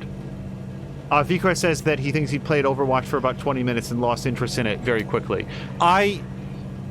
So, Mr. Binky and Mr. Bones used to, and it hasn't been as commonly recently, used to do a weekend event called Drunk Watch, where the two of them would get together with some other friends and they'd play several rounds of Overwatch together. I do not remember if we've opened this one, so forgive me if I just check real quick. Yes, we did. And I very much enjoyed watching those, mostly because of the camaraderie between the group. Like, the game was heavily secondary to just enjoying their interactions. And if you ever, like, on our much abandoned, not abandoned, but very, very infrequently touched YouTube channel, there's the Divided by Witcher video, and the clip of Bones sort of describing what has happened in his Witcher 3 game actually came from an episode of Drunk Watch, because it was brought up in chat, so he was sort of like catching up the others on what he had done, and that was the clip that was pulled in order to do that. What is this? Internal movement detected. Oh, this is what's inside the power core. Oh, we're definitely gonna have to fight that thing. You know what? I should have fast traveled to wherever I'm trying to get to. Where am I trying to go? Where's Marshall? Nope, don't do that. Alright, let's close that. Go here. Missions. Oh, I can turn in my reward. And then... Oh! I can still do this if I can find fast travel. Let's see if we can do this. Where's the fast travel point? Allegedly right over here. So there's actually two right on the other side of this catwalk.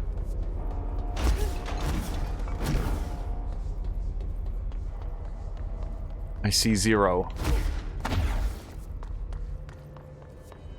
Here it is. Alright, mailroom. Let's hit it. Fast travel. Mailroom.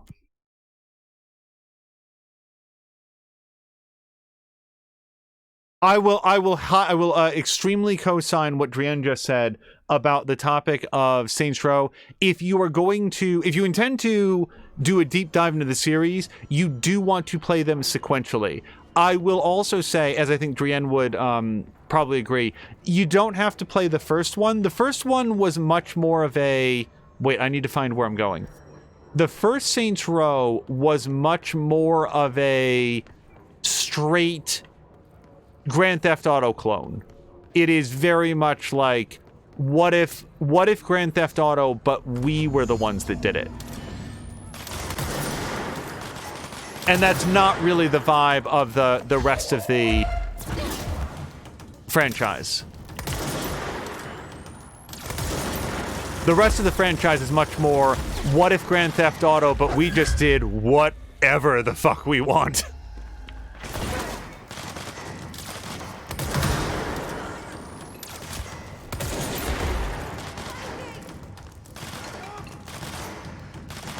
Oh, wait. Sorry. It occurs to me that I think I have a running mission to kill guys with spin. So let's do this. So rate of fire is up 32%, but what if we swap that out for that one that it took less energy? Where's that one? No. Ammo cost per shot. Let's put that in, because that'll let us fire more.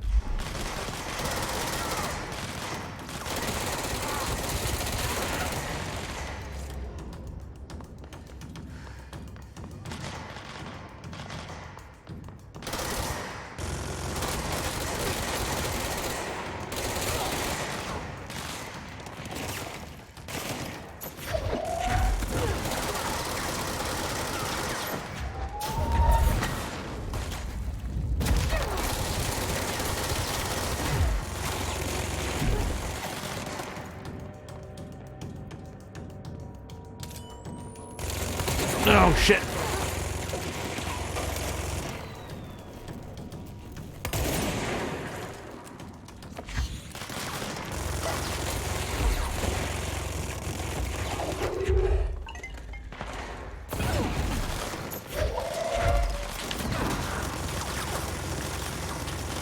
I'm so out of energy right now.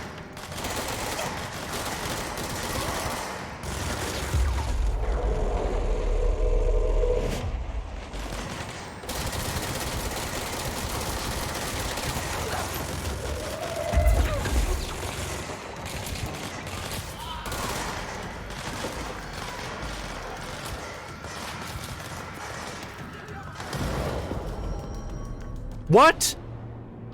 What? Wait. I didn't run out of time. There was 9 minutes left. What did I fail? Sorry, that's me getting... Okay, I clearly did something that it didn't like. I wonder if I, technically left the area? I was Anyway, nobody cares what was going to happen. It was gonna be so great, you guys. I was gonna, instantly kill all the guys, and it was gonna be awesome, and it had so much style.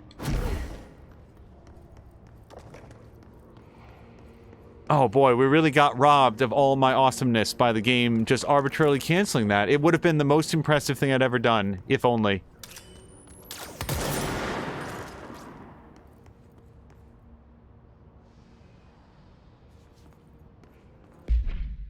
Drin saying the first Saints Row is hard to get your hands on. It isn't really necessary in the grand scheme of things. Saints Row as a series takes itself less and less seriously as it progresses. And as Rick says, bamboozled. I will say, there are some characters first introduced in the original Saints Row that go on to be significant players, but I don't think that there's anything in the first Saints Row that you can't glean from simply playing the second one, or even later. You know, this is not a series that really prides itself on a high degree of what's the phrase I'm thinking of? Not consistency, but maybe it is consistency.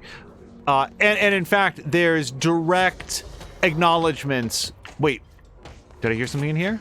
I did.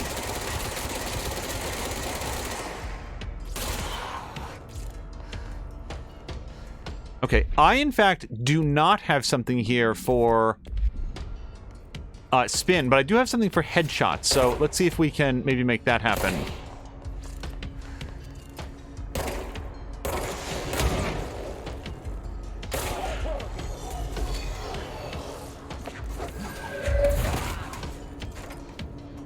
Oh. Nope. That wasn't a headshot.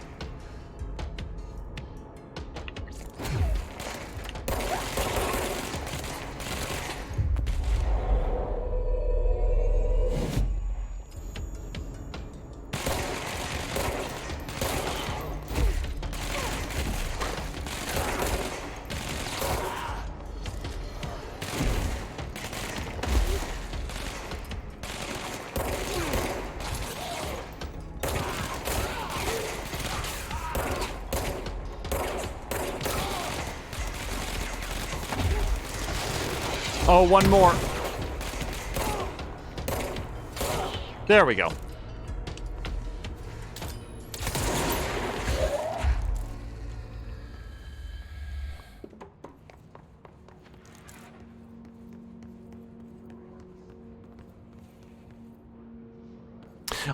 Sam Leonard was asking if the word was verisimilitude. It was,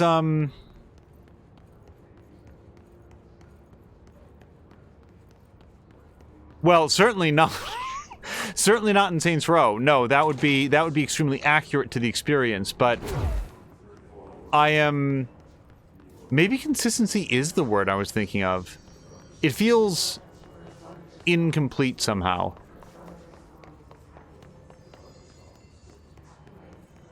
But anyway, like, what even was the story in the first game? Like, you are. Hold on a second, because I know for a fact I want to get more energy, because that's been a running thing, and I don't have enough points. We're going to save this point. Also, this one over here is plus 5% to siege duration. Nah. No, we're going to save up for more energy. So, let's turn in our countermeasures. Collect reward. Collect reward. And then melee tactics. Oh, we got 3. Okay. So, from there, we have kill hiss guards in executive sector doing spin. Kill hiss elevated. Sure, let's do that. And then hiss snipers using pierce. Kill hiss snipers in the research sector with headshots. That seems hard.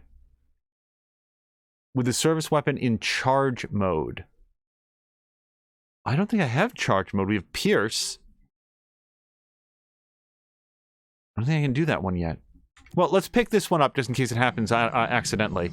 And now, let's go fast travel to Central Executive, I guess.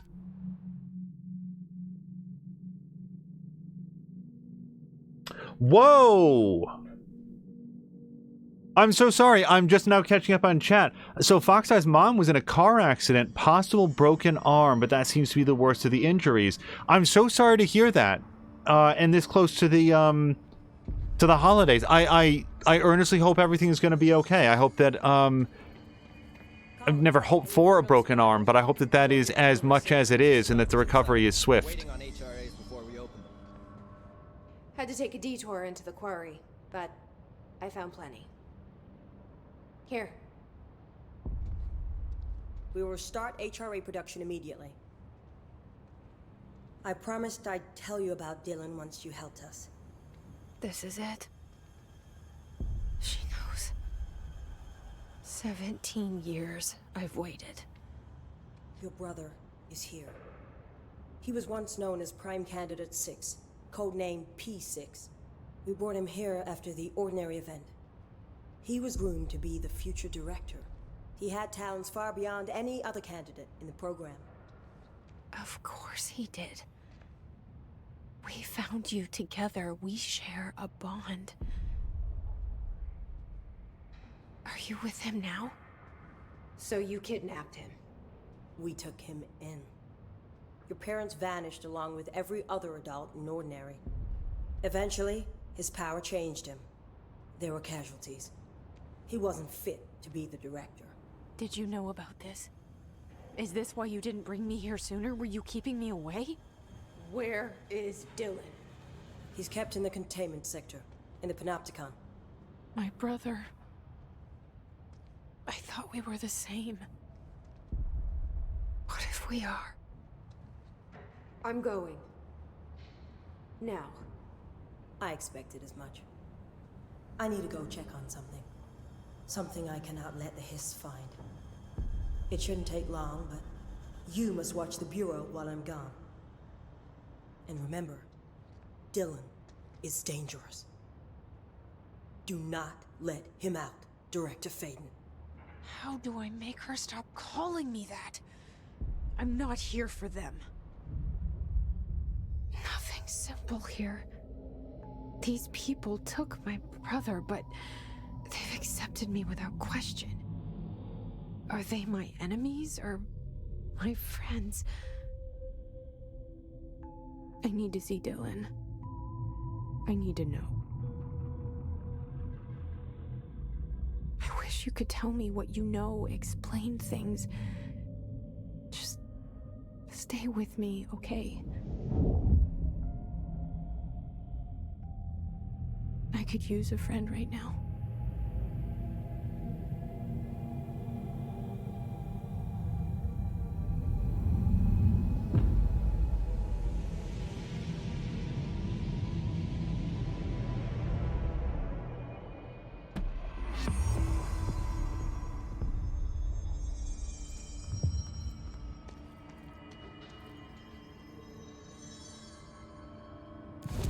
Well, we've got some points to spend. So, as stated, I think I'm going to go with plus 20% to energy. Take a quick look here.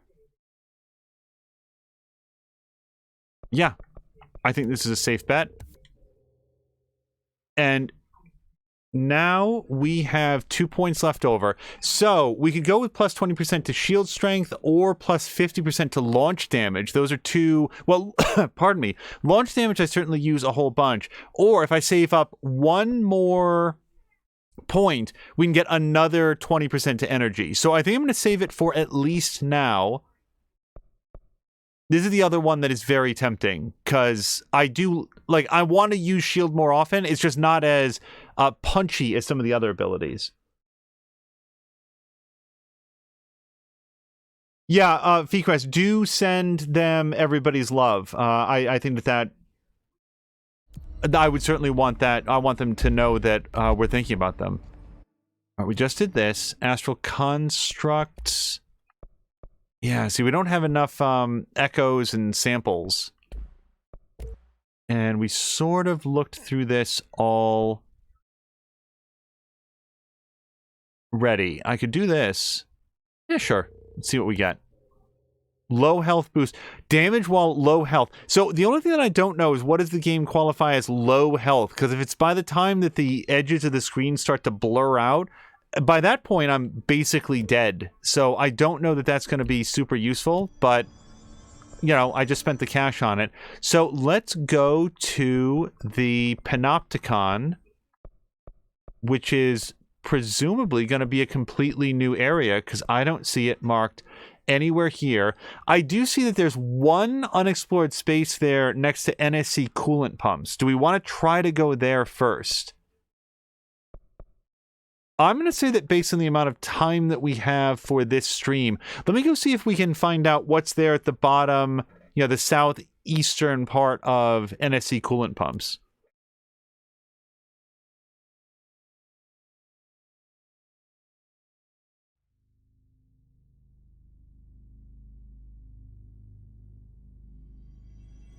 So on the whole, this has been an episode that so far has played out with the NVIDIA DLSS off. That's their the anti-aliasing technique that we talked about at the very beginning of the episode.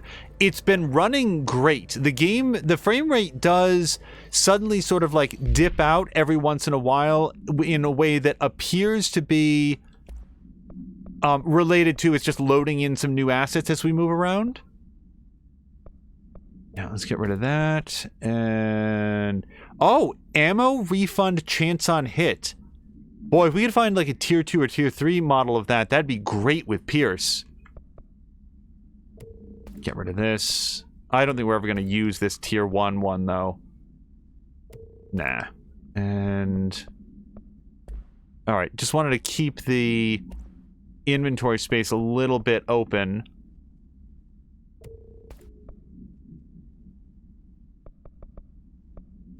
Those two are identical. This one's worse.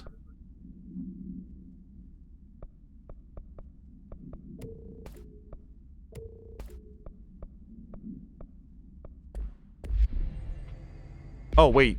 We got other stuff here. We got house memory. Oh, that's nice, because I think we need one more to do an upgrade. And then for missions, we've got this. And then for collectibles... Oh, we've got a hotline. Let's check this out. Oops.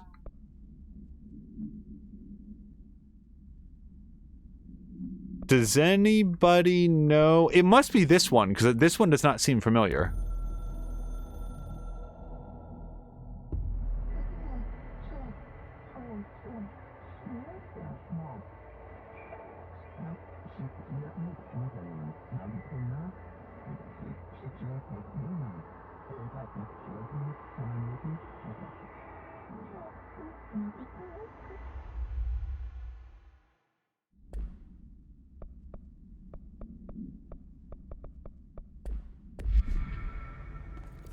Alright, so we want to go southy. And it looks like over on the right side of this room there's going to be some sort of a... Oh, maybe... Is it just through here?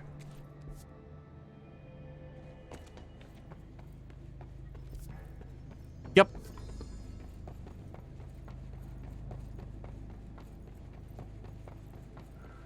Oh, but we can't get up there. Oh, no. Unless there's like something for me to stand on, but I kind of doubt it. Nope, that's not high enough.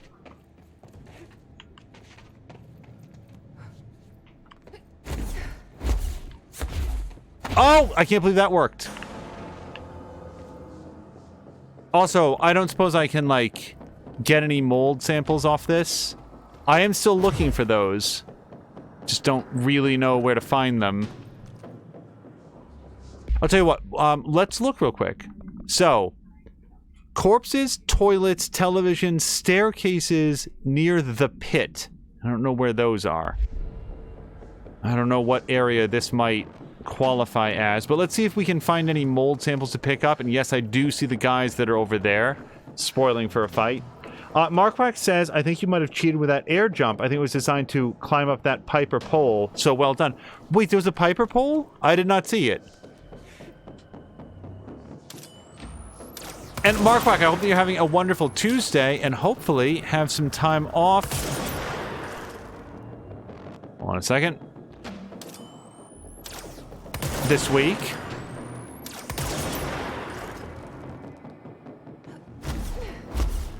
Oh, that... No! Please don't die! Oh, don't worry, everybody. I went face first into a wrought iron railing, so I was fine. Okay, so I'm looking to get over there slightly, except I may have fallen to a position where I can't get there. Let's go find out. I don't see an entrance down here.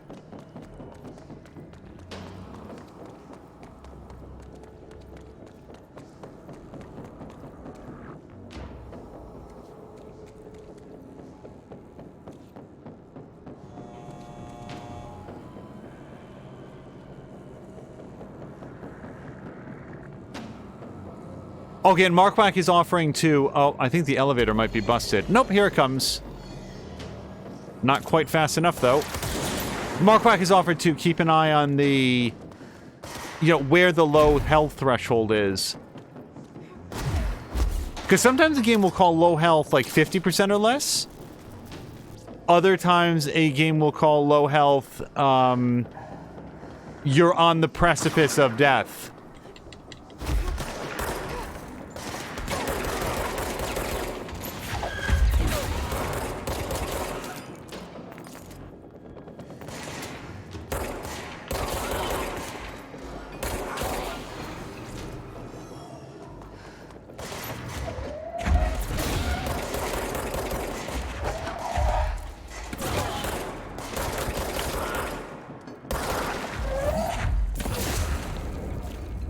Oh, he's dead. Someone's not, though.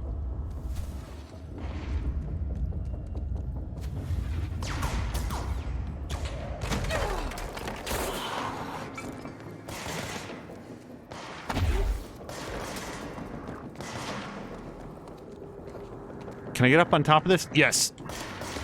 But no further. Oh, hello to Caroluna.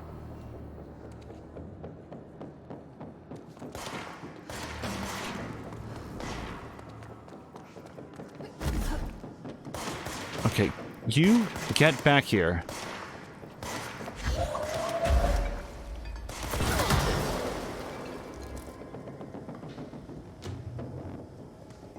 All right. Now back to what we're doing. So I'm trying to find... Wait, something's still exploding.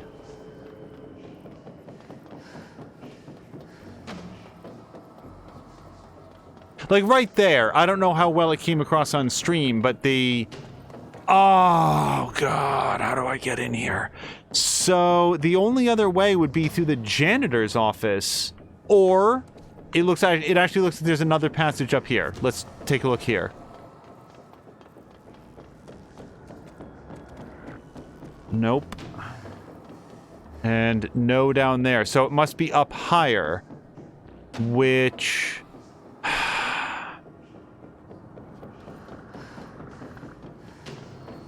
You know, another game that sort of impressed me with its, like, the way that the map would help guide you through how you were trying to progress was Resident Evil 2. And someday, there will be a return to that game. That game stressed me out in a way that was a little bit much, and as a result, I opted to not continue on with the... Was it Claire? Was she the other playable character in Resident Evil 2? I said, nope, Leon's story is enough for now, and I'll be back. But one thing that game did very, very well is that when I felt stumped on how to progress, you'd look on the map, and it would have red lines for locked doors and green lines for open doors, and then, like, you could see what was locking a door, so you could tell if you now had the ability to get into it. I just thought that was very well done, and this game could maybe have used a little bit of that. A little bit of that sort of just design aesthetic of let's help players to know when it's time to return to an area. All right, let's go maybe to the janitor's office. This one here in ventilation, I think, is pretty close. Let's give this a shot.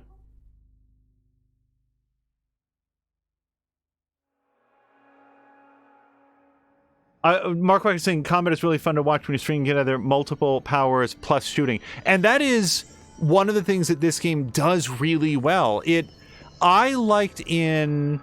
You know, and there's no spoilers here for people who don't want to know too much about it. But one of the things that I really liked in Ghost of Tsushima was how inviting it was to switch between different combat techniques. And that's something that this game does extremely well, too. That it's just sort of a different interaction with the buttons to switch between hurtling things around like you're Jean Grey or shooting guys to death like you're Jack Bauer. And like you wind up doing an even mix of both because you only have so much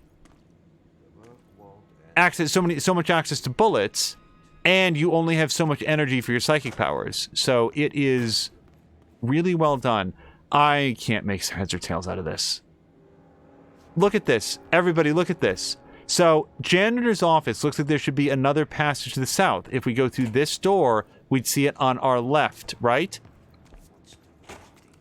I mean, maybe there's something in there, but I don't have access to my gun here, so I can't do anything there.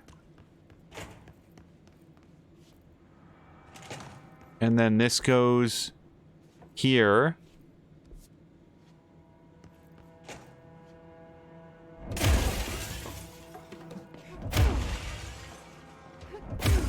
Okay.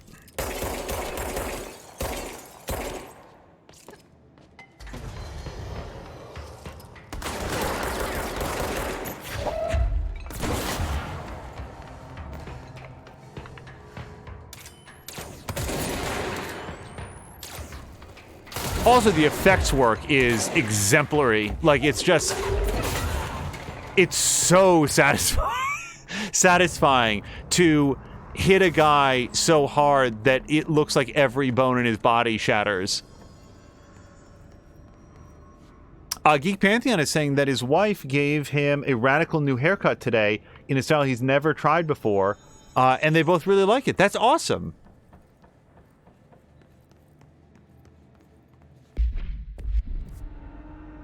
I don't know how to get where I want to go. Oh, well, hold on. Maybe we can find some, mold samples in here. So here's one of the troubles, though. I don't know what I'm looking for. There is mold in here. If I walk in, I take damage. I don't know what I'm trying to get to satisfy the needs of this quest. Dr. Underhill sends Jessie to look for samples of mold strains that will allow her to travel deeper into the active threshold. Is that in here somewhere?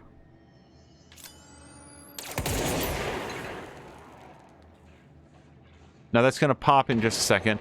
But if I walk in here, yeah, you immediately start taking a lot of damage. Like a Samus Aran, you're not supposed to be in here level of damage. So just gonna walk away from it.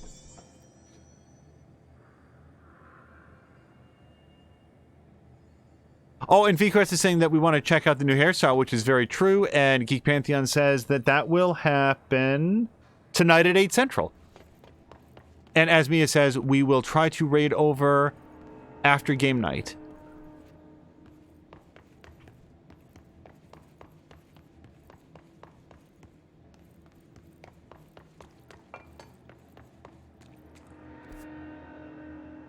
No, this... Yeah, see, I keep getting further away from what I think I'm trying to get to. Yeah, this... So, yeah, my thought was to try to get down there next to where it says NSC coolant pumps. It really looks like... Look at that map. Look down there at the bottom right-hand corner. Doesn't it look like there should be a straight shot from the janitor's office through, like, some... you know, tubes or tunnels or whatever. And my memory is that we did go in there. Remember when we went and there was like a puke monster in there? I think that's where it is, except I don't know how to get back in there now. And he's none too talkative, unfortunately.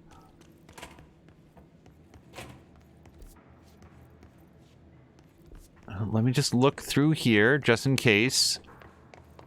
This looks like it's going to lead to a totally different area, but maybe some unmarked stairwell or something that I haven't found. Oh, is this a new one?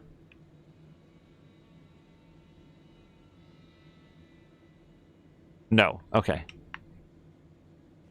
We found exactly one episode of the Threshold Kids, and I'm very interested to see more. So, when we were having the conversation with Marshall about Dylan, my immediate thought was that the revelation was going to be Dylan is the entity inside the power plant.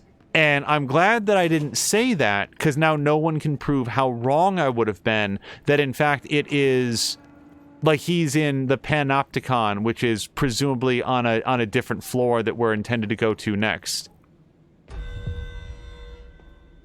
All right, well, I'll go do that. Just find my way back to another control point. Oh, hello to Haseo. Haseo, by the way, have you played Control? Because I think that you would really enjoy it from everything that I've seen so far. Haseo thinks that ghosts are taking over Twitch. Are those the Phasmophobia ghosts? Because I can think of worse ways to go.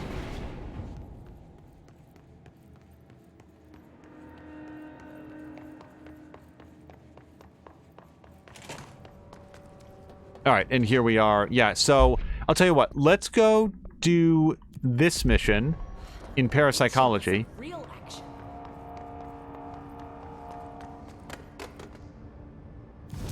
And this will probably be the last thing that we have time to do for today. Oh, and as I was saying, that yes, he is thinking of the Phasmophobia ghosts. I like the fact, so... Normally, I am very hesitant to get into early access games, but one of the things that's made Phasmophobia so much fun is that they keep tweaking and adding more stuff. And so, even experts at the game are almost constantly encountering events and behaviors that they've never seen before because they were quietly added in the last patch, and the developer is... very cagely not giving a detailed breakdown of all the stuff that there is to find. Like what all the differences are. Okay, I really want to hit you though. Alright.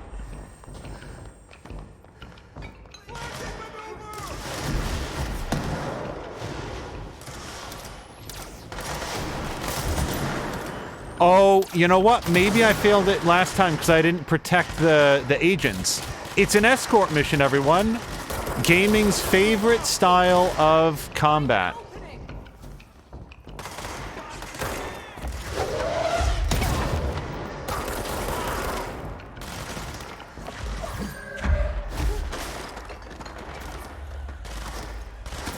Oh, come on back in here, jackass.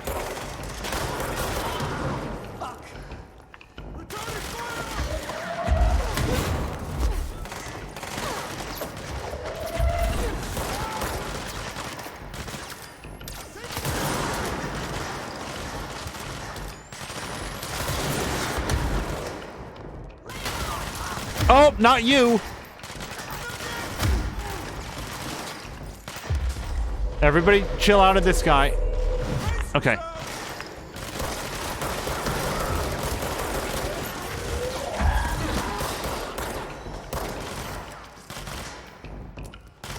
Oh, I need more gun juice.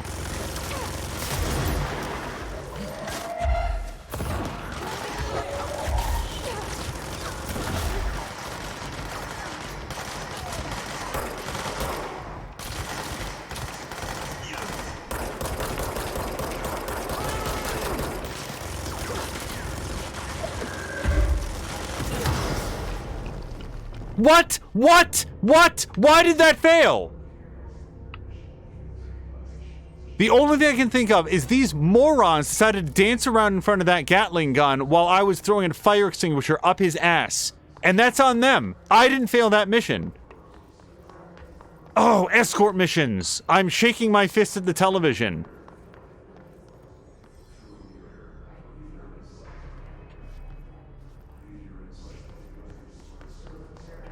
Okay, well, on the long list of mankind's disappointments, that is not very high, but rather frustrating nonetheless. All right, so let's get into position for our next episode. We're gonna go to what is this? Weapon mods. Let's take a look at what we got. This, which is pierce aimed firebirds. Damage while aiming. I want to upgrade my weapons. Let's see if we can do that before we go. I have 20 minutes at the absolute outside. So where's the closest... Where am I? This way. So we're going to go this way to get out, I think.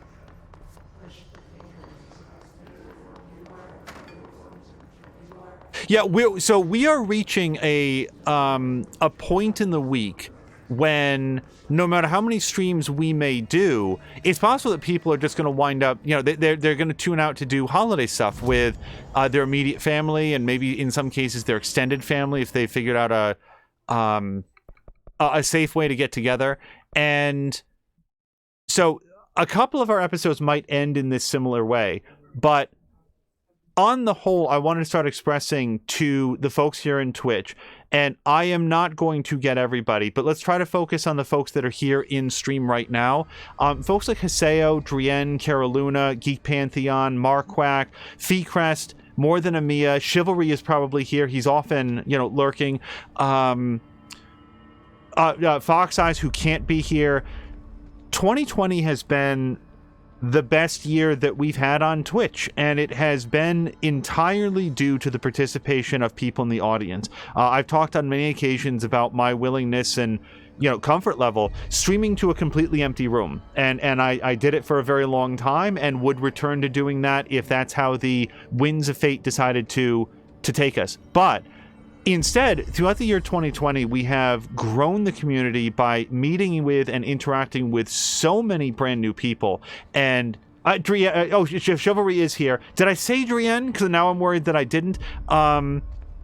It's just really been a great year. And as we head into the Christmas and the New Year's time, I wanted to take a moment to earnestly wish all of you the happiest holiday that can be had here in 2020. I hope that you are able to spend time with the people in your lives that are the most important to you, whether that's in person or online, whether it's through games or Skype calls or phone calls or any other thing. I just wanted to really take a moment to wish you all the best, because the next stream that we do, I'll probably say something similar, but we might have a different crowd here. And it goes equally for everybody, whether you are lurking or posting or streaming yourself, whether you raid over or just come over to hang out every once in a while, and don't even, some people don't feel comfortable chatting very much as we go. And Azric as well. So I just wanted to share that with everybody. You might hear it again in future episodes, but that's sort of the time that we're in. So as far as I know, the very next thing, let's make sure of exactly what we're doing in the next episode,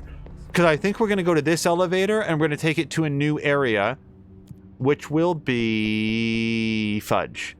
Oh, but it's containment sector. Like, that's the next place, right? Because that's where the Panopticon is, and I don't think that we've been there at all. So I'm pretty sure that's going to be a brand new area. Let's go look.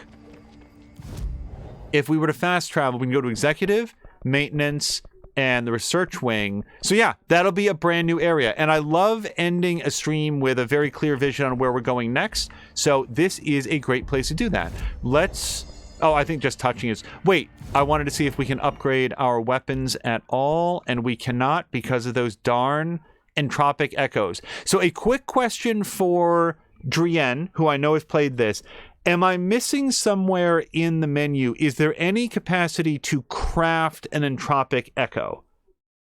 And if it comes up later, also I'll accept that. Like, oh, you'll get that ability later. Otherwise, is it just something that you find out in the world? Like, that is a legitimate... I'm ready to have that external information provided. Not because I'm upset about it. I just wanted to know, because if it's in here somewhere, I might be overlooking it, because the map, the menus they have an interesting layout to them.